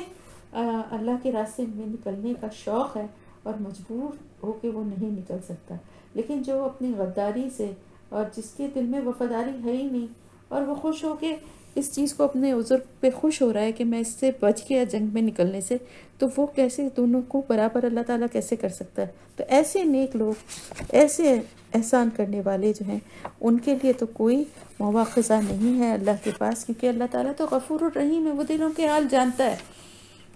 وَلَا عَلَى الَّذِينَ، اور نہ ان لوگوں پر جو اذا ما، جب بھی اتوا کا وہ آئے آپ کے پاس، لتحملہم، آپ سوار کریں انہیں، قلتا، کہا آپ نے، لا اجدو، نہیں میں پاتا، ما احملکم، جو میں سوار کروں تمہیں، علیہ اس پر، تولا، وہ پلٹتے ہیں، وَأَعْيُنُهُمْ، اور آنکھیں ان کی تفیض بھیگ رہی تھیں، من الدمع، آنسوؤں سے، حزناً، غم کی وجہ سے، اللہ یجدوا ما ينفقون، کہ نہیں وہ پاتے جو وہ خرچ کر سکیں. آپ دیکھیں کتنی پیاری بات ہے، کیسے وہ پیارے دل تھے اور کیسے وہ پیارے لوگ تھے کہ وہ آپ صلی اللہ علیہ وسلم کے پاس آتے تھے اور آپ سے کہتے تھے کہ حضور صلی اللہ علیہ وسلم ہمارے پاس سواریاں نہیں ہیں، ہماری سواریوں کا انتظام کر دیں تاکہ ہم بھی اللہ کی راہ میں جہاد کرنے اور آپ کے ساتھ دینے کا شرف حاصل کریں. آپ صلی اللہ علیہ وسلم نے جواب دیا کہ واللہ میرے پاس تو ایک بھی سواری نہیں ہے، کہاں سے میں ارینج کروں؟ ظاہر ہے جو کچھ ہو رہا تھا ارینجمنٹ، جو لوگ مسلمان دے بھی رہے تھے تو اس سے سفر کا انتظامات اور سواریاں، ہتھیار، بہت کچھ چیزیں لینی تھیں. تو پھر لیکن ان کے دل کیونکہ اس چیز کے لیے اتنا تڑپ رہے تھے، ان کے دل میں اتنی تڑپ تھی اللہ کی راہ میں نکلنے کی کہ جب وہ یہ دیکھتے تھے کہ یہ سنا انہوں نے یہ جواب کہ اللہ کے رسول صلی اللہ علیہ وسلم نے ان سے فرمایا کہ میں تو نہیں پاتا کوئی بھی ایسی سواریاں کہ میں جس پہ تم لوگوں کو سوار کر کے لے چلوں اپنے ساتھ. تو وہ اس حال میں پلٹتے تھے کہ ان کی آنکھیں بھیگ رہی ہوتی تھیں آنسوؤں سے، غم کی وجہ سے، غم سے وہ رو رہے ہوتے تھے کہ ان کے پاس کچھ ہے نہیں کہ جس کو وہ خرچ کر سکیں اور اپنے لیے سواری لے سکیں، ہتھیار لے سکیں اور اللہ کے راہ میں نکلیں، اللہ کے رسول کے ساتھ نکلیں. اتنا بڑا شرف وہ سمجھتے ہیں کیونکہ ان کو اندازہ تھا کہ یہ کتنی بڑی سعادت ہے کہ اللہ نے حکم دیا ہے اور اللہ کے رسول کا ساتھ ملے گا. اور یہ اس چیز سے محروم رہنے کا غم جو تھا نا، اس کی وجہ سے وہ رو دیتے تھے، وہ روتے تھے، وہ جاتے تھے. تو دیکھیں دونوں کے رویوں میں کتنا فرق بتایا جا رہا ہے، ایک منافق اور ایک سچے مسلمان کے. انہی نیک نیت جو ساتھی تھے اس کے بارے میں اللہ کے رسول صلی اللہ علیہ وآلہ وسلم کا فرمان ہے کہ اے میرے مجاہد ساتھیوں، تم نے مدینے میں جو لوگ اپنے پیچھے چھوڑے ہیں ان میں وہ بھی ہیں کہ تم جو خرچ کرتے ہو، جس میدان میں چلتے ہو، جہاد کرتے ہو، وہ سب بھی اس ثواب میں شریک ہیں. پھر آپ نے اسی آیت کی تلاوت فرمائی. اور روایت میں ہے کہ یہ سن کر صحابہ نے کہا کہ وہ باوجود اپنے گھروں میں رہنے کے ثواب میں ہمارے ساتھ شریک ہیں؟ سوال کیا انہوں نے. آپ نے فرمایا ہاں، اس لیے کہ وہ شرعی معذور ہیں اور عذر کے باعث رکے ہوئے ہیں۔ دیکھیں کتنی پیاری بات ہے نا کہ اللہ تعالیٰ ان کے لیے، اللہ اپنے بندوں کی نیتوں کو جانتا ہے اور اسی کے حساب سے ان کو اجر و ثواب دے گا، جس کی جیسی نیت ہوتی ہے نا۔ دیکھیں بعض دفعہ ایسا ہوتا ہے کہ ایک انسان بڑی پابندی سے روزانہ تلاوت کرتا ہے، فجر میں اذکار پڑھتا ہے، عصر میں اذکار پڑھتا ہے، رات کو سورہ ملک پڑھتا ہے، قرآن کی تلاوت کرتا ہے، بہت کچھ کرتا ہے، نوافل پڑھتا ہے، تہجد پڑھتا ہے۔ ایک وقت ایسا آتا ہے کہ ضعیف ہو جاتا ہے، کمزور ہو جاتا ہے، نہیں اٹھا جاتا، نہیں دماغ اتنا ساتھ دیتا، یا خدا نخواستہ اللہ نہ کرے کسی کی آئی سائٹ اتنی ویک ہو جاتی ہے، یا کوئی اور بات ایسی ہو جاتی ہے کہ وہ اس طرح سے اپنے ان معمولات کو نہیں قائم رکھ پاتا، تو وہ اس کو دل میں اس کی بڑی تکلیف اور بڑی تڑپ ہوتی ہے کہ میں تو یہ سب کچھ پڑھا کرتی تھی، یا میں تو اس طرح سے مسجد جایا کرتے تھے۔ مرد اکثر کہتے ہیں، اب میرے ابو کو بہت ہوتا تھا کہ جب سے ان کی ٹانگوں میں اتنی تکلیف تھی اور وہ نہیں جا پاتے تھے، اسی طرح میری ساس تھیں، ان کی آئی سائٹ بالکل یعنی بہت نہ ہونے کے برابر ہو گئی تھی کہ وہ صرف ان کو ایک ہیولا کی نظر آتا تھا کہ کوئی سامنے ہے، کھڑا ہے یا بیٹھا ہے، لیکن اس کا چہرہ، اس کا کپڑے، کوئی چیز وہ نہیں دیکھ پاتی تھیں، تو ظاہر ہے پڑھ نہیں پاتی تھیں، اور وہ بہت زیادہ رمضان میں خاص طور سے بہت تہجد، وہ تراویح اور قرآن اور دورہ قرآن میں جانا اور سارا کچھ کیا کرتی تھی۔ تو بعض دفعہ بہت اداس ہو کے روتی تھیں، کہتی تھیں کہ اب ہم اس قابل بھی نہیں رہ گئے، تو میں ان سے کہتی تھی کہ آپ کو کے لیے وہ سارا اجر و ثواب انشاءاللہ تعالیٰ لکھا جائے گا، کیونکہ اللہ تعالیٰ یہی فرماتا ہے کہ جو اس کے معمولات ہیں نا، اگر وہ کسی شرعی عذر کی وجہ سے وہ نہیں کر پا رہا، کسی ایسی حالت میں، بیماری میں، یا کسی عمر کی وجہ سے، اور اس کے دل میں اس کا ملال بھی ہے، تو پھر وہ سارا اللہ تعالیٰ فرشتوں سے کہتے ہیں کہ جاؤ اس کے لیے سب کچھ اسی طرح لکھو، کیونکہ اگر یہ صحت کی حالت میں ہوتا، اگر یہ سب کچھ ٹھیک ہوتا اس کا، تو یہ کرتا رہتا، یہ مجبوری کی وجہ سے کر رہا ہے۔ تو دیکھیں نیتوں کا اللہ کے پاس حساب ہوگا اور اسی کے حساب سے اجر و ثواب بھی ملے گا۔ تو ان کے دلوں میں اتنا اس بات کا دکھ تھا کہ وہ روتے ہوئے واپس پلٹتے تھے کہ ہم کیا کریں، ہمارے پاس اتنا مال نہیں ہے کہ ہم تیاری کر سکیں جانے کی۔ انما بے شک السبیل، مواخذہ تو یا راستہ تو یا اعتراض تو کچھ بھی آپ کہہ سکتے ہیں، الذین ان لوگوں پر ہے جو یستاذنون کا جو اجازت مانگتے ہیں آپ سے، وہم اور وہ، یا حالانکہ وہ اغنیاء غنی ہیں، ردو وہ راضی ہو گئے، بِأَن یکونوا کہ وہ ہوں، مع الخوالفی پیچھے رہنے والیوں کے ساتھ، وطبع اللہ اور مہر لگا دی اللہ نے، علی قلوبہم ان کے دلوں پر، فہم لا یعلمون بس وہ نہیں جانتے۔ پھر اللہ تعالیٰ فرما رہا ہے کہ اصل جو مواخذہ ہوگا، یا جو اصل جو پوچھ ہے، وہ ان لوگوں پر ہے، ان لوگوں سے ہوگی کہ جو کہ غنی ہیں، مال بھی رکھتے ہیں اور صحت کے لحاظ سے بھی صحیح ہیں، یعنی وہ جا سکتے ہیں، اس قابل ہیں کہ وہ جا سکتے ہیں، لیکن اس کے باوجود وہ بہانے بناتے ہیں، جھوٹے سچے بہانے بنا کے معذرتیں آ کے طلب کرتے ہیں کہ ہمیں جانا نہ پڑے، اور وہ اس بات پر راضی ہو گئے کہ ان کو یہ بات زیادہ پسند تھی کہ ہم عورتوں کے ساتھ، پیچھے رہنے والیوں کے ساتھ، اللہ پاک ان کے لیے فرما رہا ہے پیچھے رہنے والیوں کے ساتھ، یعنی عورتوں کے ساتھ، یعنی عورتوں کی سے بھی بدتر ہو گئے، وہ مرد ہو گئے، انہوں نے یہ چوز کیا، یہ پسند کیا، اور وہ اس پہ راضی ہو گئے کہ وہ پیچھے رہیں اور نہ جائیں اللہ کے رسول کے ساتھ۔ وجہ اس کی وہی ہے کہ اللہ کی طرف سے ان کے دلوں پر مہر لگ گئی ہے، ان کے گناہوں، ان کی منافقت کی وجہ سے، مستقل اللہ اور اس کے رسول کی نافرمانی کی وجہ سے ان کے دلوں پر مہر لگ گئی ہے، اور وہ جانتے بھی نہیں ہیں، فہم لا یعلمون کہ وہ صحیح بات کا علم ہی نہیں رکھتے، اس سے بے بہرا ہو گئے ہیں، انہیں پتہ ہی نہیں ہے کہ وہ کتنا بڑا گناہ کر رہے ہیں نافرمانی کر کے اللہ اور اس کے رسول کی۔ وہ تو اسی پہ خوش ہیں کہ ہم تو سیف ہیں، آرام سے یہاں رہیں گے، نہ نکلنا پڑے گا، نہ گرمی، نہ سفر کی صعوبتیں، نہ جان کا کوئی خطرہ، نہ مال خرچ ہوگا، بھئی ہم تو بہت مزے میں ہیں۔ لیکن ان کو یہ بات سمجھ میں نہیں آ رہی کہ وہ کیا کھو رہے ہیں، کس طرح وہ اپنا اجر و ثواب کھو رہے ہیں، اور کس طرح گناہ کما رہے ہیں، اور اسی وجہ سے اللہ تعالیٰ نے ان کے دلوں پر مہر لگاتی ہے، اب وہ سمجھ بھی نہیں سکتی۔ تو الحمدللہ آپ کا 10واں سپارہ آج یہاں پر مکمل ہوا۔